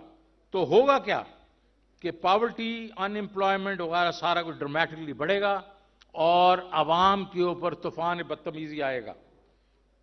अब एक चीज और ये कहते हैं, 10 मिनट है ना मेरे पास, और वो आ गए। अच्छा चलें, फिर मैं जल्दी खत्म करता हूं, लेकिन आखिरी जो चीज मैं कहूंगा वो मैं जरूर कहूंगा। ये हमें कहते हैं कि आप क्या करेंगे, आपके पास क्या प्लान है। अगर आप आज आ जाएं तो आप क्या करेंगे। पहली बात तो ये है कि जनाब ये हमारी इतनी क्रेडिबिलिटी है, पिछली दफा ये मैस छोड़ के गए थे और हमने उसको ठीक किया, और अपनी पास्ट परफॉर्मेंस की वजह से हम आपको ये बता सकते हैं कि हमने short, medium, long term plan बना रहे हैं 18 एरियाज का, ताकि जब हम आए तो हमारे पास प्लान होने चाहिए। जी ओके। तो हमारे पास जो हमारी जो क्रेडिबिलिटी है वो हमारी परफॉर्मेंस है जो हम कर चुके हैं, और हम ये प्लान भी बना रहे हैं। लेकिन हमने ये प्लान भी बनाया है कि इस मैस को हमने किस तरह फिक्स करना है। उसके मैं सारी चीजें तो आपको नहीं बताऊंगा, लेकिन मैं चंद चीजें बताऊंगा आपको जो कि इनको करनी चाहिए। पहली चीज तो यह है कि जिस तरीके से शाह साहब ने कहा, डेट रिस्ट्रक्चरिंग करो भाई। आप अपना डेट जो है वो सस्टेन नहीं कर सकते, आप डेट रिस्ट्रक्चरिंग करो और आप आईएमएफ को, वर्ल्ड बैंक वगैरह को, जिस तरह घाना ने कहा है, जिस तरह और मुल्क उनको कहते हैं, उसके डेट रिस्ट्रक्चरिंग करके उसमें से रिलीफ लो। दूसरा, इमरान खान साहब की जो है वो बहुत बड़ी अपील है ओवरसीज पाकिस्तानीज की। आप जहां जाएं, जिस मुल्क में जाएं, ओवरसीज पाकिस्तानी कहता है मैं इमरान खान के साथ हूं। तो खान साहब जो हैं वो अपील करेंगे ओवरसीज पाकिस्तानीज को, ये लोग नहीं कर सकते, इनकी कोई क्रेडिबिलिटी नहीं। خان صاحب کریں گے اور کہیں گے کہ پاکستان میں آ کے تم ریئل اسٹیٹ میں انویسٹ کرو، کیونکہ ریئل اسٹیٹ ہماری جو ہے وہ بڑی اچھی ہے، لیکن جب وہ باہر جب انویسٹ کریں گے اور ان کے کوئی پرابلمز ہیں جو خان صاحب ان کو ٹھیک کرنے کی کوشش کر رہے تھے۔ تیسری چیز یہ ہے کہ یہ ایس او ایز جو ہیں یہ اور ملکوں میں ہو چاہیے۔ میں جو چیزیں کہہ رہا ہوں یہ نہیں ہے کہ ہمیں بالکل کوئی نئی چیزیں ہیں۔ ایس او ایز سے ڈیٹ کلین کریں اور ان ایس او ایز کو آپ جا کے 15 سے 25% جو ہے ان کا ایکوٹی بیچیں، اور تاکہ وہ ہمارا جو قرضہ بھی ختم ہو اور لاسز بھی ختم ہوں۔ پھر یہ بھی ہو چکا ہے، کوریا نے یہ کیا، I M F, World Bank, A D B, Islamic Development Bank, ان سے سٹینڈ بائی لائنز لیں، اور آپ کی جو سائٹ کی ایلسیز ہیں، تیل کی بڑی بڑی ایلسیز ہیں، اس کو سائٹ سے 3 سے 5 سال کے لیے پوسٹ پون کریں۔ یہ کوریا نے $50 بلین کے لیے کیا تھا، ہم بھی کر سکتے ہیں۔ رشین آئل کریں، اور اس کے بعد بہت چیزیں اور ہیں جو میں کہہ سکتا ہوں، لیکن ہم پھر وہی کہیں گے کہ ہمارا جو ہم آئیں گے تو ہمارا جو منتر ہے وہ یہ ہے کہ ہم اچیو کرنا چاہتے ہیں inclusive and sustainable growth over a long period of time, تاکہ ہم خود کفیل ہوں، اپنے پاؤں پہ کھڑے ہوں، اور ہمیں کسی اور سے پیسے نہ مانگنے پڑیں۔ Thank you very much.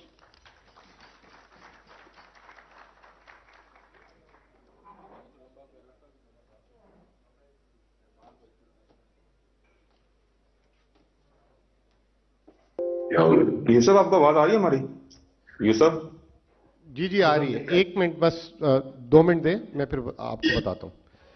Okay fine. اچھا جی، شوکت صاحب نے جو آج وائٹ پیپر دیا، اس کا ایک بنیادی مقصد تھا کہ جو موجودہ حکومت ہے وہ پروپیگنڈا کر رہی تھی کہ 2018 میں وہ ایک سنہرا پاکستان چھوڑ کے گئے تھے۔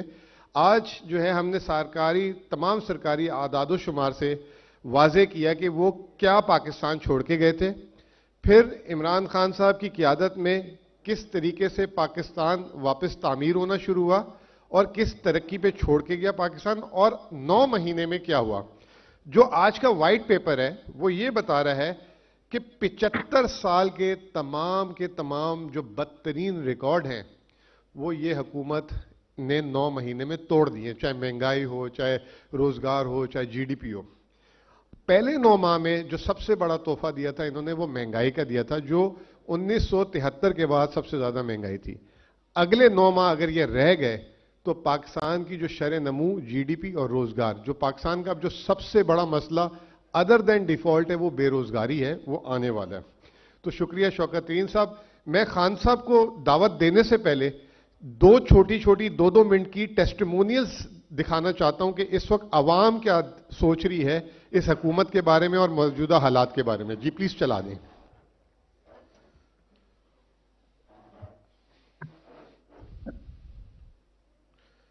ویڈیوز چلا دیں۔ سو کا سگنل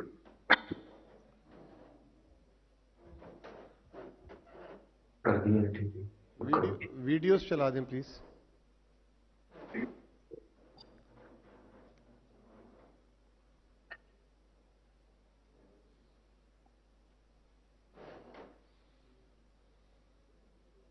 دوستو اس وقت اسلام آباد میں موجود ہیں اور کیا کہیں گے، آٹا اس وقت کیا ریٹ پہ چل رہا ہے؟ جی آٹے کا کیا پوچھتے ہیں، بچوں کی بھوک کو دیکھتے ہیں تو آٹا لینے آ جاتے ہیں، اور جب ادھر ریٹ پوچھتے ہیں تو پھر جیب کو دیکھتے ہیں، جیب خالی رہ جاتی ہے۔ 1900 روپے کا تھیلا ہے 15 کلو کا، یہ دودھ لیا ہے 60-70 روپے کلو لیتے تھے، آج 150 روپے کلو لیا۔ مہنگائی پچھلے سال زیادہ تھی یا اس سال زیادہ ہے، اور جو بیسک ضروریات ہیں عوام کی، آٹا، چینی، دالیں، ان کی قیمتوں میں اضافہ ہوا ہے یا کمی آئی ہے، اور اس کا ذمہ دار کون ہے، کیا کہیں گے؟ یہ تو گورنمنٹ ہی ہے نا ذمہ دار مہنگائی کے متعلق جو ہے، ٹھیک ہے۔ مزید دن بہ دن مہنگائی ہوئی جا رہی ہے۔ آنڈے کی قیمت دیکھو کتنی ہے، 25 روپے کا ایک آنڈا ہے۔ سر کنوں مہنگائی زیادہ ہو گئی ہے، آٹا تو لبدا نہیں پیا، چوں جو 50 بوٹیاں چوڑیاں کھلوتی ہیں، آٹا وہ بھی 30 توڑے آتے ہیں، 50 بوٹیاں ہوتی ہیں، نہیں لبدا پیا۔ کہ وہ چینی تو ویسے مہنگی ہوئی ہے تو مزید اگے دساں دن کہ اور مہنگی ہونے کا مقام ہے. چینی وہ مہنگی، آٹا مہنگا، گھیو مہنگا، دالیں مہنگی، دنیا کی کوئی چیز بھی دس دو جی غریب نے کھانے نہیں سستی ہے. روٹی ہوں 15 روپے کی کاٹ دیتی نے، دسو جی روٹی تو غریب آدمی کدھر جائے گا؟ اس حکومت کا کوئی احساس نہیں ہے گا ذرا جی عوام کا کیا حالات ہے کیا نہیں ہے. اگر حکومت سے یہ نہیں ہو سکتا تو حکومت کا کام ہے الیکشن کران، مطلب ہے جی کوئی دوسرا آئے جڑا اس ملک میں سدھار ہونا چاہیے. شہباز شریف صاحب کی جب سے حکومت آئی ہے ڈے بائی ڈے یہاں پر چیزیں مہنگی ہوتی گئی ہیں. اس ٹائم جو ہے غریبوں کا جو گزارا ہے وہ بڑی مشکل سے ہو رہا ہے، کیونکہ یہاں پر اب گھی 480 روپے کلو ہم سیل کر رہے ہیں، اور شروع میں ہم 320 پہ عمران خان کے دور میں 320 کا تھا. اب ہم 480 روپے میں جب سیل کرتے ہیں تو لوگ کیسے خریدنے آئیں گے؟ تو کاروبار ایسا سمجھے نہ ہونے کے برابر ہے. شہباز شریف صاحب آپ سے یہ حکومت نہیں چل رہی ہے کیونکہ مہنگائی دن بہ دن بڑھتی جا رہی ہے. ابھی ہمیں یہ بھی نہیں پتا کہ آنے والے کل میں ہمارا کاروبار بالکل بند بھی ہو جائے. تو مہربانی کر کے اس مہنگائی کو ختم کریں یا آپ حکومت کو ختم کریں اپنی، اور عمران خان صاحب کو ہی واپس حکومت میں آنے دیں. سر آٹا مہنگا پچھلے سال مہنگا سی، عمران خان سی پٹرول 150 روپے لیٹر سی، ہوں بھاجی 200 سے 40 روپے لیٹر ہے. تے مہنگائی اینی کا پر مزدور بندہ جہاں دیہڑی 1000 روپے کی گھر لا کے جانا 600 روپے کا گھیو کا پیکٹ ہے، وہ کس طرح میں نظام چلائے گا؟ اور میرے 8 بچے نے، میں مزدور آدمی ہوں، اپنا نظام 1000 روپے میری دیہڑی ہے، جی کلو گھیو لے لیا، دال آدھا کلو لے لی تو میرا تو علاج ہو گیا کہ نہیں ہو گیا؟ تے تہاڈی مہربانی خدا واسطے کر کے نا تے اس ملک نو رہن دیو زندہ، تے نہ اس طرح کرو، کسی بندے نو چلن دیو کسی طریقے کار نال. عمران خان کا دور اچھا تھا یا اب؟ کیونکہ یہ حکومت جو اپوزٹ حکومت ہے یہ آئی تو مہنگائی ختم کرنے کے لیے آئی تھی، کیا انہوں نے مہنگائی ختم کی ہے یا بڑھ گئی؟ جی خواب تو جنت کے دکھائے تھے، پھینک دوزخ میں دیا ہے. اب ان کے بارے میں یہی کہتے ہیں کہ یہ تو عمران خان کو کہتے تھے نا کہ کچھ حیا ہوتی ہے کچھ بقا ہوتی ہے، یہ اپنے بارے میں کیوں نہیں سوچتے کہ ان کے پاس کچھ حیا ہے؟ کچھ بھی نہیں ہے. ہم دکانداری کرنی بہت مشکل ہو گئی ہے ایس کا حکومت ایک حکومت کا بیڑا کرنا چاہیے. ہاں بہت بہت شکریہ. یہ ایک ویڈیو ہے، ایک اور چلا دیں، دوسری ویڈیو بھی چلا دیں. پہلے چیز کہنے کا مقصد ہے کہ 2200 کی آتی تھی ادھر 4200 کی آتی ہے، ڈبل ہو گیا ہر چیز کا ریٹ. پہلے کچھ بہتر تھا، اب تو بالکل ہی کام ٹھپ ہو گیا. پہلے جو مہنگائی عمران خان نے کی تھی نا وہ پھر بھی مناسب تھی، لیکن اب جو ہے نا کیا کہتے ہیں شہباز شریف کی حکومت جو ہے اس کی حکومت میں 10 گنا مہنگائی بڑھ گئی ہے. بلوں کا بے حساب ہے، جس کے 300 بل آتا تھا اس کو 13,000 بل آ رہا ہے. پچھلے سال کی نسبت تو اس دفعہ زیادہ ہے، بہت زیادہ مہنگائی ہو گئی ہے. اب 2 وقت کی روٹی کھانی بھی مشکل ہو گئی ہے. آج کل جو مہنگائی ہے، مہنگائی سے آپ کے روزگار پہ کیا اثر پڑا ہے؟ یار آپ کو کیا بتائیں یار، مزدور بہت بہت آدمی شکریہ، ہے، تھینک یو ویری صبح مچ. آتے ہیں گھر کے. بس بغیر ٹائم ضائع کیے میں خان صاحب کی طرف جاؤں گا. خان صاحب over to you. Thank you very much. اچھا جی، بسم اللہ الرحمن الرحیم. میں سب سے پہلے شوکت ترین آپ کو اور آپ کی ٹیم کو، مزمل آپ کو بھی، سب کو مبارک دیتا ہوں کہ یہ بڑا ٹائملی اور پرٹیننٹ سیمینار آپ نے کیا. اس وقت ساری قوم کو اب ایک خوف آ رہا ہے کہ پاکستان کدھر جا رہا ہے. 7.5 لاکھ پاکستانی اور جن میں ٹاپ پروفیشنلز تھے وہ صرف پچھلے 7 مہینے میں ملک چھوڑ کے چلے گئے. اور مجھے جبل علی سے میسج آئی کہ جو 7 مہینے میں جبل علی میں پاکستانیوں نے انویسٹ کیا ہے انڈسٹریل اسٹیٹ میں، وہ پچھلے 10 سال میں نہیں کیا. تو ایک امید جا رہی ہے پاکستان سے، کیونکہ جو یہ 7-8 مہینے میں ہوا ہے پاکستان میں، اس کی میری تو جتنی زندگی ہے میں نے تو اس کی کوئی مثال نہیں دیکھی. اور وہ کیا ہوا اس ملک میں، کیوں یہ امید چلی گئی کہ ایک 30 سال سے اس ملک کے اوپر 2 خاندانوں کی قبضہ ہوا تھا، اور انہوں نے اپنے آپ کو ثابت کیا انٹرنیشنلی بھی اور نیشنلی بھی کہ وہ کتنے کرپٹ ہیں. انہوں نے جو آپس میں ایک دوسرے کے اگینسٹ ساری پبلک کو تیار کیا، 20 سال 25 سال کہتے رہے کہ وہ کہتا وہ چور ہے، وہ چور ہے، کیسز ایک دوسرے کے اوپر بنائے. اور اس کے بعد ان کو ریجیکٹ کیا عوام نے. مجھے تو ان کے اگینسٹ ووٹ پڑی، ان دونوں پارٹیز کے اگینسٹ. تو ان کو جب پھر مسلط کیا گیا، میرے خیال میں یہ پاکستان کی سب سے بڑی ٹریجڈی ہے. میری زندگی میں میں نے کبھی اس طرح کا یہ جو آج مایوسی آپ دیکھ رہے ہیں یہ اس کی وجہ سے ہے.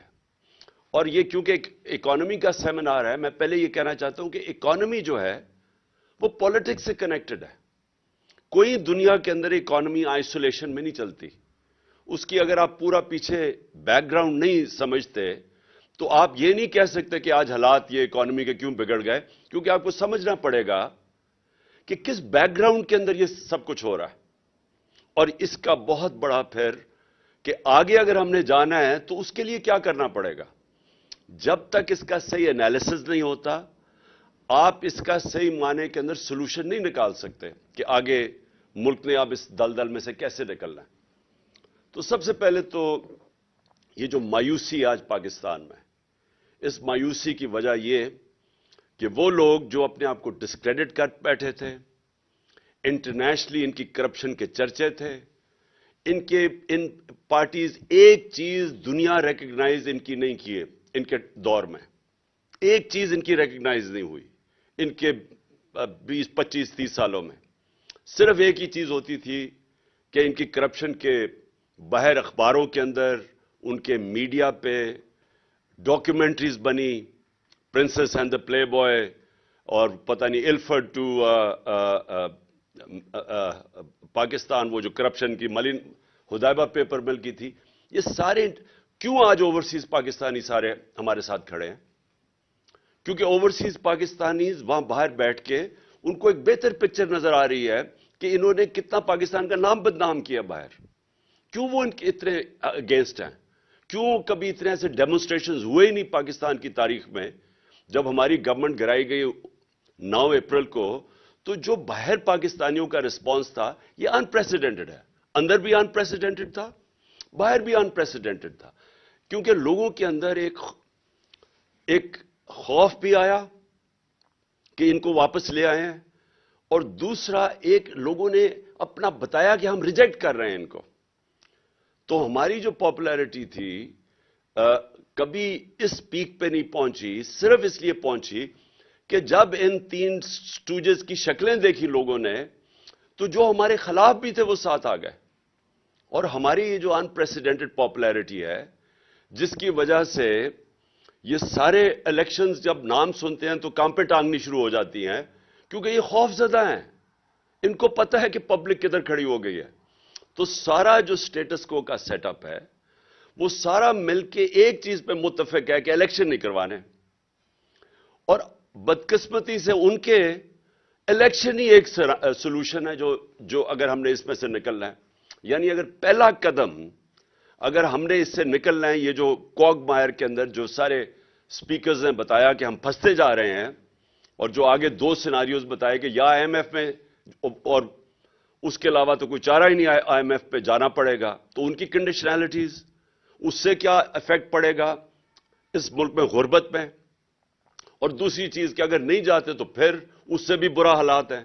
تو یہ جو انہوں نے ہمیں یہاں لا کے کھڑا کر دیا ہے, یہ آپ سمجھ جائیں کہ انفارچونیٹلی ان کو یہ جس مرضی طرف سے کان پکڑیں سولوشن ایک ہی ہے الیکشنز, اور وہ یہ چاہتے نہیں ہے کیونکہ ڈرتے ہیں. تو یہاں پھنسا ہوا ہے کیچ 22 پاکستان کا. تو میں اب بریفلی, تو کیونکہ ساری قوم تو سننا چاہتی ہے کہ آگے کرنا کیا ہے, کون نکالے گا اس میں سے, میں اس کے اوپر آؤں گا. لیکن میں ضرور یہ کہنا چاہتا ہوں کیونکہ ساری میری قوم کو اس چیز کی سمجھ آنی چاہیے, اور آپ سب جتنے بیٹھے ہوئے ہیں, کہ دیکھیں جو اس ملک سے کیا گیا 9 اپریل کو, اور جس طرح کیا گیا اور جس طرح کی سازش کی گئی, ایک وہ گورنمنٹ جو پہلی دفعہ آئی تھی پاکستان کی تاریخ میں فیڈرل گورنمنٹ میں, وہ گورنمنٹ جب آئی تھی, اور سب کو پتا ہے آپ نے, کیونکہ شوکت ترین آپ سب نے بتا دیا کہ ایک بینکرپٹ گورنمنٹ ملی تھی. پاکستان کی سب سے بڑا مسئلہ ہمارا کیا ہے؟ کرنٹ اکاؤنٹ ڈیفیسٹ, ڈالرز کم ہے. تو وہ تو ایک یعنی اب میں کیا کہوں کہ شارٹ سائٹڈ گورنمنٹس مسلسل آتی گئیں. یہ 2 خاندانوں کا کوئی زیادہ لمبا ویژن تھی نہیں. جو پیسے بنانے آتے تھے اور پیسے بچانے آتے تھے, انہوں نے تو کبھی لانگ ٹرم پلاننگ کی نہیں. تو جو ملک اپنی ایکسپورٹس نہیں بڑھائے گا, اپنی ڈالر انکم کو نہیں بڑھائے گا, وہ کیسے کہہ سکتا ہے کہ میں ایشین ٹائگر بن جاؤں گا. میں نے ایسے بھی سلوگن سنے ہیں, لاہور کو پیرس بنا دیں گے. تو سمپل چیز یہ ہے کہ اگر آپ کی آمدنی نہیں بڑھ رہی اور خرچے آپ کے بڑھتے جا رہے ہیں, یعنی امپورٹس بڑھتی جا رہی ہیں, تو آپ کیسے ایک ملک سالونٹ رہے گا؟ ہر شور میں جاتے ہی IMF کے پاس جا رہے ہیں.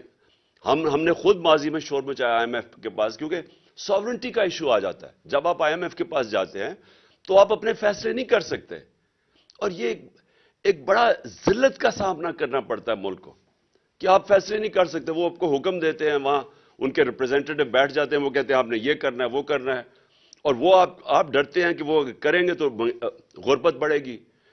تو وہ جو لاس آف ساورنٹی ہے, صرف اس لیے کہ آپ نے آپ ملک کو مینج نہیں کیا صحیح طرح, اور وہ ابھی ایک حکومت کی نہیں, یہ ایک مسلسل 30-40 سال ہم نے کبھی سوچا ہی نہیں کہ ہم نے اپنی ایکسپورٹس کے اوپر توجہ دینی ہے.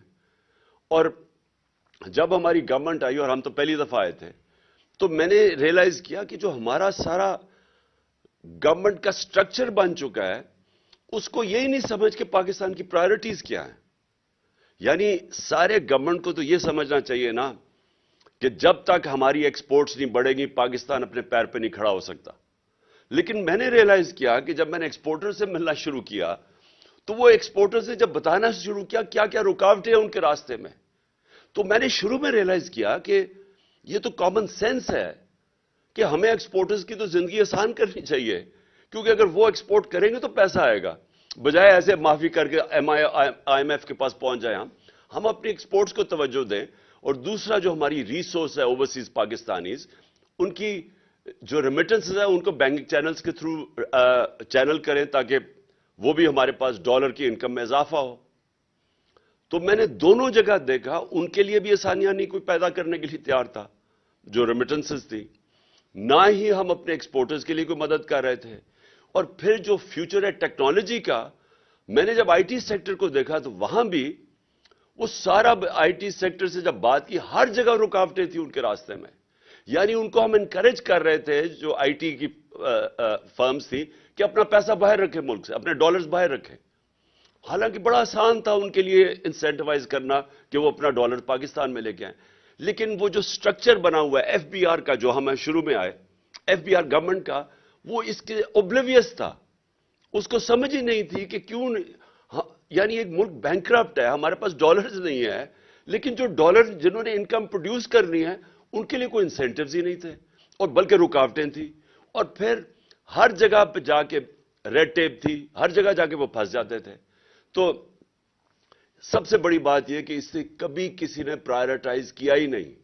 نون لیگ جو کہتے ہیں ہم بڑا زبردست پاکستان چھوڑ کے گئے ہیں, ایک تو پاکستان کی تاریخ کا آپ نے مینشن کیا, سب سے بڑا کرنٹ اکاؤنٹ ڈیفیسٹ چھوڑ کے گئے. جبکہ تیل کی قیمتیں آپ اٹھا کے دیکھیں, ان کے دور میں ان کو تو بونانزا مل گیا تھا. ہمارے دور میں تیل کی قیمتیں دیکھیں تو ان کو تو تیل بڑا کم قیمت پہ مل رہا تھا, اس کے باوجود سب سے بڑا کرنٹ اکاؤنٹ ڈیفیسٹ چھوڑ گئے. مین ہمیں تو پرابلمز آیا جو ہمارے دور میں, وہ جب کموڈیٹی سپر سائیکل آیا اور تیل کی قیمتیں اوپر گئیں تو ہمارا تو کرنٹ اکاؤنٹ ادھر افیکٹ ہوا. اوپر سے ہمیں کرونا کا پڑ گیا, ہمیں کووڈ $3 ارب کی کووڈ ویکسینز خریدنی پڑی, یہ ان یوزول کاسٹ ہے, تو ہمیں تو وہ افیکٹ ہوا. تو ان کو کیا پرابلم تھا؟ تو انہوں نے سب سے بڑا کرنٹ اکاؤنٹ ڈیفیسٹ, ایکسپورٹس بڑھی نہیں ان کے 5 سال کے اندر, تو یہ اکانومی کیسے ٹھیک کر کے چلے گئے؟ آپ کرنٹ اکاؤنٹ بھی سب سے بڑا چھوڑ جائیں, ایکسپورٹس بڑھائے نا, تو وہ کیسے گورنمنٹ کہہ سکتی ہے کہ ہماری پرفارمنس اچھی ہے؟ سو وہ ہمیں ملک ملا. اور میں صرف یہ ریپیٹ کرنا چاہتا ہوں کیونکہ بار بار ہمیں کہا گیا کہ جناب آپ فیل ہو گئے ہیں. اس طرح کا میڈیا پروپیگنڈا ہم نے فیس کیا. میں آپ کو یقین دلاتا ہوں کہ اتنا پریشر میڈیا نے ہمارے اوپر ڈالا. ایک طرح آج کہہ رہے ہیں نا جی, نیشنل سیکیورٹی کاؤنسل کی میٹنگ ہوئی تو انہوں نے کہا جی کہ اکانومی میں اور ہمیں ساروں کو کنسنسس ڈیولپ کرنا چاہیے. اور انہوں نے بائی دی وے بڑی انٹرسٹنگ بات کی کہ ڈالرز ملک سے باہر جا رہے ہیں وہ روکنے چاہیے. میں نے یہ بھی پڑھی نیشنل سیکیورٹی کاؤنسل کی میٹنگ میں سنا. تو ڈالر سے سب سے زیادہ کون باہر بھیجتا ہے؟ یہ سرے محل جو تھا یہ کدھر, کون سے ڈالر سے بنا تھا؟ یہ جو 4 مے فیئر کے فلیٹس ہیں یہ کون سے उधर से किधर से जनरेट हुए थे डॉलर, वो यहीं से पैसा बाहर गया था। वो जो $60 मिलियन पड़ा हुआ था आसिफ जरदारी का स्विट्जरलैंड में जो वापस आना था, वो किधर से डॉलर गए थे? वो सारे चोरी होके यहां से गए थे। तो ये आज बिलों को बिठा दिया दूध की हिफाजत करने के लिए, और वो हमें बता रहे हैं कि कैसे आपने रोकना है जनाब डॉलर्स मुल्क से बाहर जाने के लिए। सबसे बड़े मनी लॉन्ड्रर्स तो ये हैं। हुदैबा पेपर मिल क्या थी? मनी लॉन्ड्रिंग थी। तो सारे जो मनी लॉन्ड्रर्स हैं वो हमें दर्ज दे रहे हैं आज के जी डॉलर्स रोकना है मुल्क से बाहर जाने के लिए। तो मैं अपनी सिर्फ परफॉर्मेंस बताना चाहता हूं कि ये जो आज बातें हमें कर रहे हैं कि जनाब मुल्क बड़ा तबाह हो गया और कोई बारूदी सुरंगें थी, तो मैं सिर्फ, क्योंकि आपने ये सुने भी होंगे स्टेटिस्टिकली, मैं फिर रिपीट करना चाहता हूं कि जो हमें पाकिस्तान मिला था सबसे बड़ा करंट अकाउंट डेफिसिट, इकॉनमी हमारे बुरे हालात में थी, पहली दफा हम गवर्नमेंट में आए। मैं ये भी कह दूं कि हमारा पहली दफा जब हम गवर्नमेंट में आए, हमारा अमेरिका की तरह कोई सिस्टम ऐसा नहीं था कि 2 महीने, अब जब बाइडेन एडमिनिस्ट्रेशन जब आई तो 2.25 महीने इनको हर डिपार्टमेंट ने ब्रीफिंग दी कि हमारे हालात क्या हैं। एक एक डिपार्टमेंट की ब्रीफिंग मिली इनको। सो इनकी पूरी तैयारी करके लेके आए। हमारा यहां सिस्टम ही कोई नहीं था। हमें तो 3 दिन पहले पता चला कि जनाब अब हमारी मेजॉरिटी पूरी होगी और गवर्नमेंट बन रही है। उसके बाद जब गवर्नमेंट में आए तो पहली दफा प्रेजेंटेशन मुझे मिली कि गवर्नमेंट की सूरत हाल क्या थी। तो एक नई पार्टी भी आई पहली दफा गवर्नमेंट में, पहली दफा हमने ये पता चला कि हालात क्या है।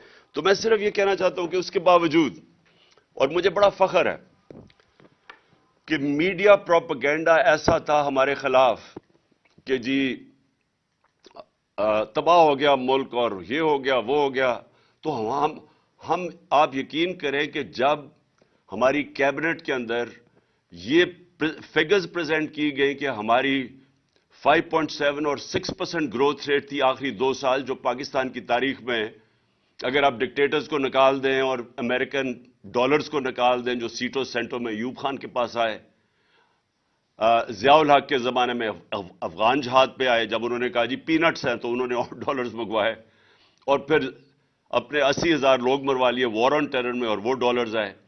इसको आप निकाल दें तो ये पाकिस्तान की तारीख की सबसे बेहतरीन परफॉर्मेंस है। और जब ये हमारी कैबिनेट के अंदर ये परफॉर्मेंस बताई गई तो मैं आप सबको बताऊं कि हमारी कैबिनेट वाले नहीं मान रहे थे। इतना बड़ा प्रोपेगेंडा चल रहा था, हम पहले जी कन्विंस हुए थे कि जी हम मुल्क तबाह हो गया, हम इतने बुरे हैं।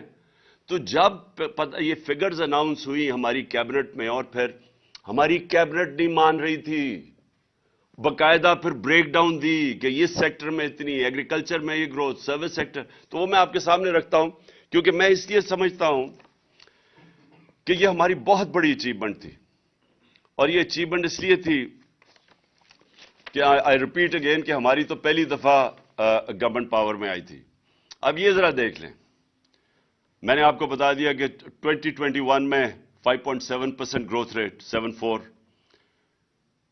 21-22 के अंदर 6% ग्रोथ रेट, एग्रीकल्चर 17 सालों के बाद 4.4% ग्रोथ रेट, 4 बम्पर क्रॉप्स 2 साल में, सर्विस सेक्टर की ग्रोथ 6.2%, यह भी 17 साल में हाईएस्ट ग्रोथ रेट थी। एक्सपोर्ट्स हमारी हाईएस्ट थी, जो पहली दफा इंसेंटिवाइज किया एक्सपोर्टर्स को, और उसका नतीजा आया $32 बिलियन एक्सपोर्ट्स, हाईएस्ट पाकिस्तान की तारीख का। उनको इंसेंटिवाइज किया आपने ओवरसीज पाकिस्तानीज को बैंकिंग चैनल से भेजने के लिए, $31 अरब रेमिटेंसेस, ये भी रिकॉर्ड था। हमारी टैक्स कलेक्शन पाकिस्तान की तारीख की सबसे ज्यादा थी, 6.1%। और मैं ये रिपीट कर दूं कि जो हमने, और बड़ा मुश्किल था हमें जो चेंजेस लाएं ताकि हमारी टैक्स कलेक्शन बढ़े, ऑटोमेशन के ऊपर जाने के लिए बड़ी रेजिस्टेंस थी, लेकिन हम ये सारे बैरियर्स क्रॉस कर गए थे। पता नहीं आपको शौकत तरीन ने बताया या नहीं, हमने 34 मिलियन नए टैक्स पेयर्स डिस्कवर किए थे, या मेरे ख्याल में 40 मिलियन, शौकत क्लियर कर देगा बाद में। तो ये हमने नए टैक्स पेयर कैसे डिस्कवर किए थे? नादरा के साथ बैठ के हमने फिर अपने वो एनालिसिस किया, سافٹ ویئر استعمال کیا آرٹیفیشل انٹیلیجنس کے, ہم کیسے ان کا رہن سہن کیا تھا, وہ کوئی ٹیکس نہیں دے رہے تھے. تو یہ 34 ملین نئے ٹیکس پیئر ڈسکور کیے تھے, یا 40 ملین, میں فگر بھول گیا ہوں, یہاں نہیں لکھا ہوا. تو ہم, اور پھر ٹریک اینڈ ٹریس سسٹم, یہ جو بڑی بڑی سیمنٹ اور یہ شوگر انڈسٹری یہ جو سیلز ٹیکس ایویڈ کرتے ہیں, اس کے لیے ٹریک اینڈ ٹریس سسٹم لے آئے تھے تاکہ اس میں سے امپاسبل ہو کسی قسم کی ٹیکس ایویژن. تو ہمارا خیال تھا کہ یہ ہم نے 8 ٹریلین تک لے کے جانی تھی, 8,000 ارب تک اپنی ٹیکس کلیکشن لے کے جانی تھی جب انہوں نے گورنمنٹ کرائی. اور پھر جو سب سے ریلیونٹ چیز ہے, 55 لاکھ 3 سال میں نئی نوکریاں ہم نے پروڈیوس کی, اور جو ہمارا آئیڈیا تھا کہ اس سے ہم نے بہت تیزی سے اور آگے جانا تھا. تو یہ یاد رکھیں کہ جو ہمیں سب سے زیادہ پرابلم آیا کہ $70 بیرل سے ہمارا ایک وقت پہ گئی $115 بیرل, جو ہمیں اصل پریشر پڑا اینڈ میں جا کے. لیکن اس کے باوجود ہم نے پوری کوشش کی کہ اپنی قیمتیں نیچے رکھیں. آپ صرف وہی نہیں گئی, کموڈیٹی سپر سائیکل میں جو ایڈیبل آئل تھا, گھی تھا, وہ 780 ٹن سے $1,500 ٹن پہ گیا. $780 ٹن سے 1,500, یعنی دگنا ہو گیا تقریباً. کوئلہ جو تھا 80 ٹن سے 280 ٹن پہ چلا گیا ہمارا اور اس کے باوجود جو ہماری کنزیومر پرائس انڈیکس تھا وہ 12.2 پہ رکھا ہم نے, اور جو سینسٹیو پرائس انڈیکس تھا وہ 14% پہ ہم نے رکھا مارچ 22 تک. اور اس کے علاوہ ہمیں یہ جو میں نے پھر سے ویکسینز کی میں نے بات کر دی. اچھا اب آ جائے, اب میرا یہ کوشچن یہ ہے کہ جو یہ ساری سازش کر کے ان کو لے کے آئے, یہ آپ نے سنی لیا ہوں گی فگرز, کیونکہ میرے سے بہت بہتر اکانومی سمجھنے والے اسپیکرز ہیں. میرا تو سارا تجربہ ہوا یہ جو 3.5 سال میں گورنمنٹ میں بیٹھا, پہلی دفعہ, کیونکہ اتنے بڑے کرائسس تھے اکانومی کے اوپر کہ میرا ایک فاسٹ ٹریک لرننگ ہوئی اکانومی کے اوپر, اور میں بیسکلی ایک چیز سمجھ گیا کہ ہمارا جو ساری گورنمنٹ ہے, جو میں نے شروع میں آپ کو کہا, اس کا ڈائریکشن ہی غلط ہے. یعنی ہونا یہ چاہیے کہ اگر آپ کو پتا ہے کہ آپ کا جیسی اکانومی بڑھے گی تو آپ نے باٹل نیک آ جائے گا کرنٹ اکاؤنٹ کا, تو ساری ملک کو کوشش کرنی چاہیے کہ ہم وہ ڈالر کی انکم بڑھائیں تاکہ وہ ہمارا باٹل نیک نہ آئے. میں نے اس کے لیے 2 پروجیکٹ شروع کیے. ایک تھا ہمارا بنڈل آئلینڈ کا کراچی, اور ایک تھا یہ راوی سٹی لاہور. راوی سٹی لاہور کا مقصد ایک تو یہ تھا کہ ہم لاہور کو بچائیں. راوی بالکل ختم ہو گیا, ایک سیوریج ڈمپ بن گیا, تو ہم نے راوی کو بھی اس کو پہلے تو براج بنا کے واٹر ٹیبل اوپر کرنی تھی لاہور کی, اور اس کے ارد گرد ہم نے ہائی رائزز بنانی تھی. ہائی رائزز اس لیے بنانی تھی کہ ہمارا سارا جو ایگریکلچر زمین ہے وہ ختم ہوتی جا رہی ہے. تو وہ ہم ریئلائز ہی نہیں کر رہے کہ اگر ہم نے یہ ہاؤسنگ سوسائٹیز کے مافیا کے اندر پھنس گئے تو یہ تو پھیلتے جائیں گے, اور ساری ہمیں تو فوڈ سیکیورٹی کے سویر پرابلمز آنے لگے ہیں. تو راوی سٹی کا مطلب یہ تھا ایک تو کہ راوی کو بچائیں, جب لیک بنائیں گے تو واٹر ٹیبل اوپر چلی جائے گی, لاہور کی واٹر ٹیبل بالکل گر گئی ہے, اور پھر راوی کو جب اس کے ساری ہم وہ واٹر فلٹریشن نہیں, وہ جو ہم پلانٹس لگائیں جو کہ پانی کو صاف کریں, اور وہ صاف کر کے پانی پھینکے راوی کے اندر تاکہ صاف پانی, اس وقت سیوریج آ رہی ہے.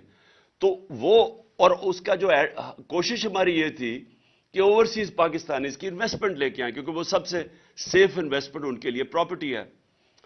اور اس کے علاوہ ہمارے پاس چائنیز کی $2.5 بلین کی انویسٹمنٹ تیار تھی. تو یہ دونوں, ایک کراچی کا جو پروجیکٹ تھا وہ سکٹل کیا گیا, وہاں دبئی سے انویسٹرز آ رہے تھے کراچی میں, وہ بھی پھر ایک نئی ماڈرن سٹی بن رہی تھی جو ہمارا پلان تھا, اس کو سکٹل کیا گیا. NOC سندھ گورنمنٹ نے دے کے واپس لے لیا. اس میں ہم ایکسپیکٹ کر رہے تھے کہ ہماری ڈالر انکم بڑھ جائے گی, جب تک وہ ہمیں بریدنگ سپیس دے گا, جب تک کہ ہم اپنی ایکسپورٹس نہیں بڑھا لیتے, جب تک ہم یہ جو انٹرم پیریڈ ہے, ہم نے سوچا تھا کہ اوورسیز پاکستان اس کی اسپیشلی ہم انویسٹمنٹ لے کے آئیں گے اور اس سے ہمارا ڈالر ریزروز بڑھ جائیں گے. اور پھر ہم نے یہ بھی سوچا تھا کہ جو اسپیشل اکنامک زونز ہم نے بنائے تھے جن کے اندر اور اپنی ایکسپورٹ انڈسٹری کو لانے کے لیے جن کے لیے اسپیشل زونز بنائے تھے، وہ ہم نے چائنیز کے ساتھ مل کے پورا پلان کیا ہوا تھا کہ وہ اپنی انڈسٹری کو ریلوکیٹ کریں گے یہاں. لیکن بدقسمتی ہماری کیا ہوئی؟ ہماری یہ ہوئی کہ وہ کووڈ آ گیا، اور کووڈ سے کیا ہوا؟ کووڈ سے چائنا بند ہو گیا. تو وہ جو ہم ایکسپیکٹ کر رہے تھے Chinese investment in industrial zones میں، جس سے بھی ہماری ڈالر ریزروز بڑھنے تھے، تو وہ بدقسمتی سے وہ وہاں رک گئے. اور یہ جو ایک سٹی جو وہ سکیٹل کر دی، اور لاہور کا بدقسمتی سے یہاں سٹے آرڈر 10 مہینے 11 مہینے ہمارا وہ رک گیا. تو اس کی وجہ سے جو ایکسٹرا ڈالرز ہم انکم ایکسپیکٹ کر رہے تھے وہ نہیں آئی. اچھا جی، اب یہ آ گئے، اور اس کی بہت، میں جتنا بھی کہوں مجھے ابھی تک سمجھ نہیں آئی کہ کیا اس کے پیچھے تھنکنگ تھی، کیا وجہ تھی کہ گورنمنٹ جس کی بہترین پرفارمنس تھی اس کو ہٹایا گیا، اور پھر پوری ایک سازش کے تحت ان چوروں کو پھر ہمارے اوپر مسلط کر دیا گیا. تو وہ میں شروع میں آپ کو بتا چکا. لیکن انہوں نے کیا کیا؟ مہنگائی 50 سال میں سب سے زیادہ مہنگائی، سی پی آئی 25.5%، consumer price index, sensitive price index 30%، آٹا، بجلی، پیٹرولیم، وہ لے لیں، پیاز لیں، ٹماٹر لیں، گھی لیں، دالیں لیں، 100% سے 200% یہ ان کی قیمتیں بڑھ گئی. اس وقت تک 15 لاکھ ٹیکسٹائل مزدور اپنی نوکریاں کھو بیٹھے ہیں، اور انڈسٹری بند ہوتی جا رہی ہے. یہ آپ کے سامنے سب رکھا ہوگا. اور میں جب مجھے یاد ہے کہ پچھلے مارچ اپریل میں ٹیکسٹائل انڈسٹری والے مجھے یہ کہتے تھے کہ ہمارے پاس مزدور نہیں مل رہے، ہمیں فیصل آباد میں ہمیں باہر سے مزدور منگوانے پڑ رہے ہیں. اور وہی ٹیکسٹائل انڈسٹری آج آپ دیکھ لیں کہ 15 لاکھ ورکرز بے روزگار ہو گئے. ریمیٹنسز، یہ آپ نے سنی لیا ہوگا، ایکسپورٹس اور ریمیٹنسز، ان کا مائنس آ رہا ہے. 2 ارب روپیہ مہینے کی کمی آنی شروع ہو گئی ہے ایکسپورٹس اور ریمیٹنسز میں جو ہم نے بڑھائی تھی. اور فورن ایکسچینج ریزروز آپ کے سامنے ہیں. مارچ کے اندر 16.4 تھا، آج پہنچ گئے 5.7 پہ. یہ بھی آپ کے سامنے آ گیا ہوگا. روپیہ اس وقت انٹر بینک پہ جس طرح 226 ہے، اور انفارملی وہ 260 پہ پہنچ گیا. اور جو آئی ایم ایف کی اب آگے کنڈیشنز آپ نے سنی، ابھی شوکت کا میں سن رہا تھا، انہوں نے کہا کہ اب اس کو فری فلوٹ کرے، اس کو روپے کو، تو وہ اب کدھر جا کے پڑتا ہے. تو میرا آخر میں دیکھیں، میں صرف سم اپ کر رہا ہوں. پاکستان نے نکلنا ہے ادھر سے کیسے؟ سب سے پہلے الیکشنز. کیوں الیکشنز؟ کیونکہ الیکشن سے آئے گی پولیٹیکل سٹیبلٹی. پولیٹیکل سٹیبلٹی کے بغیر اکانومی سٹیبلائز نہیں کرے گی. کوئی بھی دنیا میں انویسٹر، چاہے وہ ملک کے اندر ہو چاہے باہر ہو، وہ انویسٹ نہیں کرتا جب وہ سمجھتا ہے کہ اس کی انویسٹمنٹ کو خطرہ ہو سکتا ہے. اور وہ خطرہ کیسے ہو سکتا ہے؟ اسے یہ نہیں پتا کہ 5 مہینے 6 مہینے سال کے بعد کیا ہوگا. وہ انویسٹ نہیں کرے گا. سو انویسٹمنٹ جب تک نہیں آتی، ملک کی دولت میں اضافہ نہیں ہوتا، نوکریاں نہیں ملتی، ملک آگے نہیں بڑھ سکتا. تو پہلے تو یہ یہاں رک گیا اب کام. اس وقت پاکستان جو فیس کر رہا ہے وہ سب سے خوفناک سیناریو فیس کر رہا ہے. ایک طرف بے روزگاری اور دوسری طرف مہنگائی اور مزید اور مہنگائی. یہ جو کمبینیشن ہے یہ بڑا خطرناک ہے اس ملک کے لیے. کیوں خطرناک ہے؟ سری لنکا میں اسی طرح کا سیناریو ہوا تھا.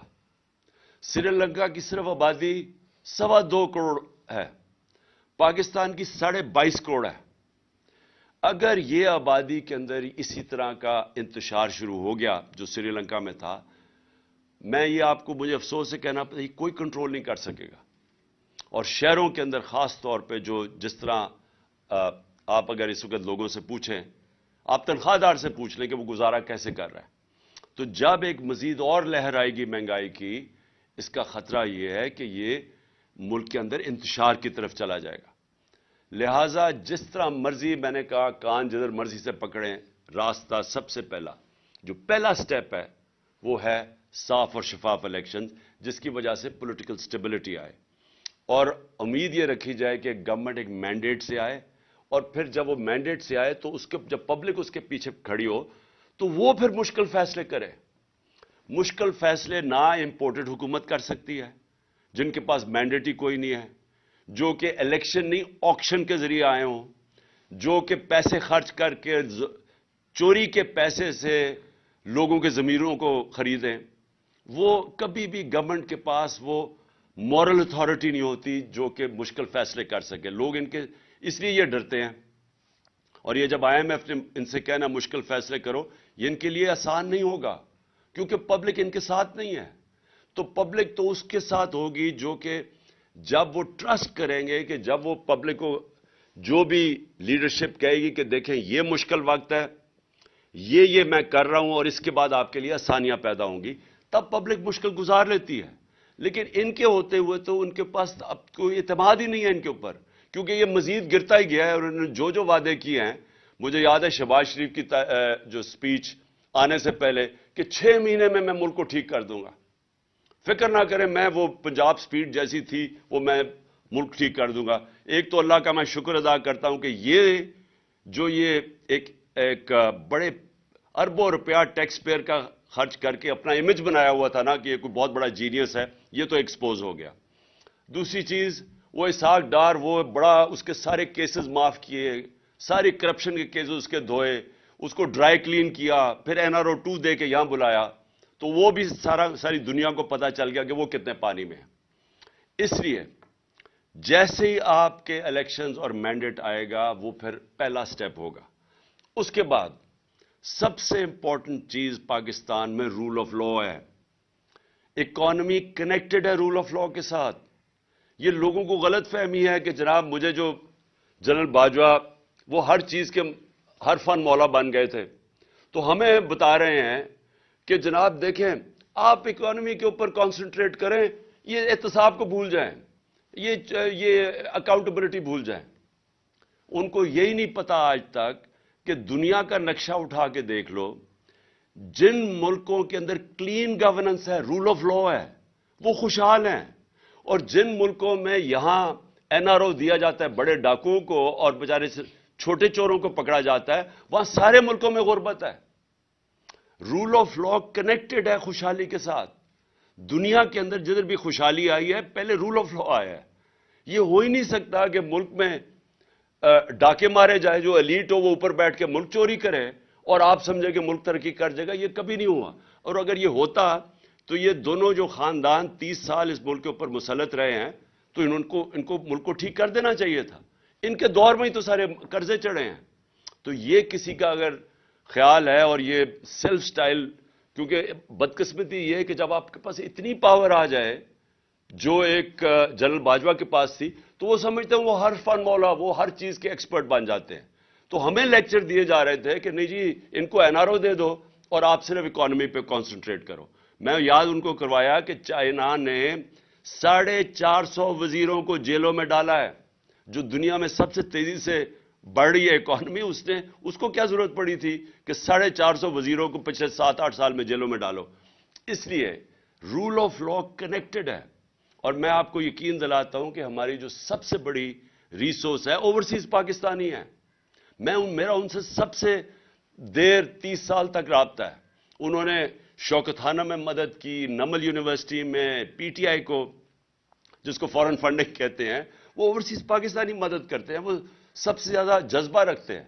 ان کی انویسٹمنٹ نہیں آتی پاکستان میں، وہ پلاٹس خرید لیتے ہیں لیکن انویسٹ نہیں کرتے انڈسٹری میں اور بزنسز میں، کیونکہ ان کو کانفیڈنس نہیں ہے، پاکستان کے انصاف کے نظام پہ کانفیڈنس نہیں ہے۔ اور میں مڈل ٹیئر انویسٹرز کی بات کر رہا ہوں، بڑے بڑے انویسٹرز نہیں۔ اور اگر ہمارے پاس 1 کروڑ میں سے میں کہتا ہوں 5 لاکھ پاکستانی بھی انویسٹ کرنا شروع کریں، آپ امیجن کریں کہ کتنی انفلو آگے ڈالرز کی ہمارے ملک میں۔ تو اس کے لیے کانٹریکٹ انفورسمنٹ چاہیے، اس کے لیے رول آف لا چاہیے، اس کے لیے ایک کانفیڈنس چاہیے ہمارے ملک کے انصاف کے نظام پہ۔ تو یہ کنیکٹڈ ہے خوشحالی سے۔ آپ نے میرے سے بار بار سوال پوچھتے ہیں جی آپ کے پاس کیا اس کا حل ہے، یہ جو آپ دلدل میں ملک پھنسا دیا، تو حل یہ ہے کہ پاکستان کو ایسے چلانا پڑے گا جو آج تک ہم نے نہیں چلایا. ہمیں وہ سٹیپس اٹھانے پڑیں گے. ہم نے کبھی رول آف لا اسٹیبلش نہیں کیا. مارشل لا آتا ہے تو وہ قانون توڑ کے آتا ہے. اور یہ جو دو خاندان ہیں ان کی مجبوری ہے اداروں کو کمزور کرنا, کیونکہ چوری نہیں کر سکتے. اگر آپ کے ادارے مضبوط ہو یہ چوری کیسے کریں گے؟ جو اسرائیل کا پرائم منسٹر تھا اس کو پولیس نے آ کے اس کے اگینسٹ کرپشن کیس کر کے اس کو چارج کر دیا, کیونکہ وہ ان کے ادارے مضبوط ہیں. اور یہ نہیں کہ یہ جو یورپ کے اور یہ امریکہ کے لوگ ہمارے سے زیادہ ایماندار ہیں. وہاں کے ادارے ایسے ہیں کہ کوئی چوری نہیں کر سکتا. وہ اداروں کا خوف ہے ان کو. یہاں آتے ساتھ ہی سب سے پہلے تو ادارے ختم کیے. ہم نے اداروں کے اندر میرٹ لے کے آئے. انہوں نے آتے ساتھ ہی پہلے ایف آئی اے ختم کی, کیونکہ شہباز شریف کے کیسز تھے اربوں روپے کے, اس کو ختم کیا. اس کے اوپر آدمی, اور اس کا اب صرف کام ہے پولیٹیکل وکٹمائزیشن. پھر انہوں نے نیب ختم کی, اس کے ٹی ٹی کے کیس تھے اور ان سارے چوروں کے کیسز تھے. ساروں نے اپنے کیسز امینڈمنٹ نیب کر کے ختم کیے. اور انہوں نے وائٹ کالر کرائم پکڑنا ناممکن ہو گیا آج پاکستان میں. جو نیب امینڈمنٹس کیے ہیں آپ پکڑ ہی نہیں سکتے وائٹ کالر کرمنل کو. اور پبلک آفس ہولڈر, میں یہاں سے پیسہ چوری کر کے اپنے خاندان کے نام پہ رکھ دوں ایز پرائم منسٹر, مجھے کوئی نہیں پکڑ سکتا. اب میں پوچھ ہی نہیں سکتا کہ جی آپ کے بچے کس طرح اربوں پتی بن گئے ہیں, کیونکہ انہوں نے امینڈمنٹ پاس کر دی ہے. اوپر سے میں یہاں سے پیسہ چوری کر کے باہر بھیجوں, اور پتہ بھی چل جائے کہ میں نے باہر ایک, جس طرح اسحاق ڈار کے پورے دبئی کے اندر وہ ٹاورز ہیں $100 ملین کے, پتہ ہی نہیں چل سکتا. میں اگر کہوں کہ جی وہ دبئی سے انفارمیشن آ رہی ہے $100 ملین کے ٹاور ہیں, انہوں نے کہا جی باہر سے جو ایویڈنس آئے گی وہ ان ایڈمیسیبل ہے. سو یعنی کہ آپ نے لائسنس دے دیا بڑے چوروں کو. تو میں پھر سے کہتا ہوں, rule of law second step ہے. Elections first, rule of law second step. تیسرا, یہ جو شوکت نے بات کی, ری اسٹرکچرنگ کرنی پڑے گی. یہ جو بڑے بڑے ہمارے گورنمنٹ کارپوریشنز ہیں ان کو ری اسٹرکچر کرنا پڑے گا, کیونکہ یہ اتنا زیادہ پیسہ اس وقت کھا رہے ہیں. پھر ہماری جو گورننس سسٹم ہے اس کو بالکل اس میں چینجز لانے پڑیں گے, کیونکہ یہ بھی ایک, جب تک ہم اپنا گورننس سسٹم کو میریٹوکریسی نہ لے کے آئیں اور ساروں کو ڈائریکٹ کریں کہ نیشنل انٹرسٹ اس وقت کیا ہے, اور وہ ہے کہ ایکسپورٹس بڑھائیں اور اپنی آمدنی بڑھائیں, فیسیلیٹیٹ کریں, انویسٹرز کو کریں, یہ جو ایز آف ڈوئنگ بزنس کریں, جو ہم نے بڑی کوشش کی تھی. اسمال اور میڈیم انڈسٹری وہ بیک بون ہے, اس کے لیے اتنی مشکلات پیدا کی ہوئی ہیں کہ وہ بیچارے وہ اٹھ ہی نہیں سکتے. ان کے لیے ہم نے ساری یہ جو گلوٹین کیے تھے, ہمیں جو ریگولیشنز ختم کیے تھے, ان کے لیے آسانیاں وہ کرتے جا رہے تھے. جب تک ہم اسمال اور میڈیم انڈسٹری کو نہیں اٹھاتے, اور وہ بیک بون ہے امپلائمنٹ کے لیے بھی, اور پھر ساری دنیا کے اندر ادھر سے ویلتھ کریشن جو کرنی ہے وہاں سے, تو اس کے لیے آسانیاں پیدا کرنے کے لیے یہ وہ سٹیپس ہیں. اور پھر میں پاکستان کا ٹورزم پوٹینشل ہے وہ ہم بدقسمتی سے, وہ پھر کووڈ آ گیا تو ساری دنیا میں ٹورزم کولیپس کر گئی. ٹورزم پاکستان کا اتنا بڑا پوٹینشل ہے. اور میں نے یہاں آسٹریا سے وہ آیا ایکسپرٹ ہے ریزورٹس کا, آسٹریا میں سکینگ کے وہ ایکسپرٹس ہیں, اس نے مجھے کہا کہ پاکستان دنیا کا سکینگ کیپٹل بن سکتا ہے, کیونکہ ہمارے پہاڑ بڑے اونچے ہیں تو وہاں برف بڑی دیر تک رہتی ہے. تو اس نے مجھے, اور پورا پلان بنا رہے تھے کیسے سکینگ ریزورٹس. تو یہاں پاکستان میں ہمارے پاس ٹورزم کے اندر اتنا ان ٹیپ پوٹینشل ہے. سارا ہمارا جو سمندر ہے اس کے ساتھ ساتھ زبردست پوٹینشل بنا ہوا ہے. سو ٹورزم کے اوپر, کیونکہ وہاں سے ڈالرز آئیں گے باہر سے, اور میں بات کر رہا ہوں کہ مڈل ایسٹ سے.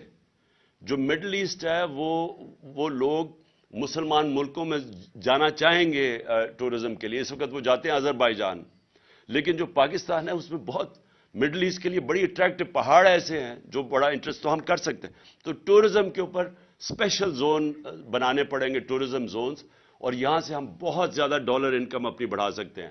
لیکن پھر, اور یہ جو ہمارے اسپیشل اکنامک زونز ہیں جس کے اندر ہم انڈسٹری کی ری لوکیشن کروا سکتے ہیں چائنا سے. سو یہ فیوچر کے میں آپ کو پلانز بنا رہا ہوں.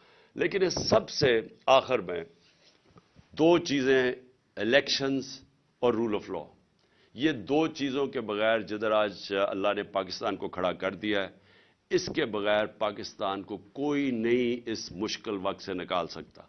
یہ جو ان کی اب کوشش ہے، انکم ہماری گرتی جا رہی ہے، بے روزگاری بڑھتی جا رہی ہے، ویلتھ کریشن ہو نہیں رہی، قرضے بڑھتے جا رہے ہیں، جو سارا پاور سیکٹر کے کانٹریکٹس انہوں نے سائن کیے ہوئے ہیں وہ کیپیسٹی پیمنٹس دینی پڑ رہی ہیں، پیسہ ہے نہیں بجلی استعمال کرنے کے لیے، پیسہ ہے نہیں کہ ہم باہر سے جو امپورٹڈ فیول کے اوپر یہ پاور اسٹیشن چلانا ہے وہ ہم چلا نہیں سکتے. تو ایک طرف لوڈ شیڈنگ ہو رہی ہے، دوسری طرف کیپیسٹی پیمنٹس دے رہے ہیں کیونکہ ہمارے پاس پیسہ ہی نہیں ہے امپورٹڈ فیول کے لیے. سو پاکستان جدھر آج انہوں نے پھنسایا ہوا ہے اس کے لیے بڑے چینجز کرنے پڑیں گے. جس طرح ہم نے اپنی گورنمنٹ چلانی ہے، لیکن وہ شروع ہوگا فری اینڈ فیئر الیکشن سے، اور پاکستان میں رول آف لا اسٹیبلش کرنا اب ناگزیر ہو چکا ہے. اس کے بغیر ہم اس ملک کو اب ایک آزاد، خود مختار، ساورن، ایک غیرت مند قوم ہم اب نہیں رہ سکتے. ہمیں اگر یہی طریقہ ہے کہ جی بھاگ کے جا کے پیسے مانگو کسی سے، کبھی کسی سے پیسے مانگ رہے ہیں، اپنی عزت کھو رہے ہیں، اس طرح پاکستان سروائیو نہیں کر سکتا. شکریہ.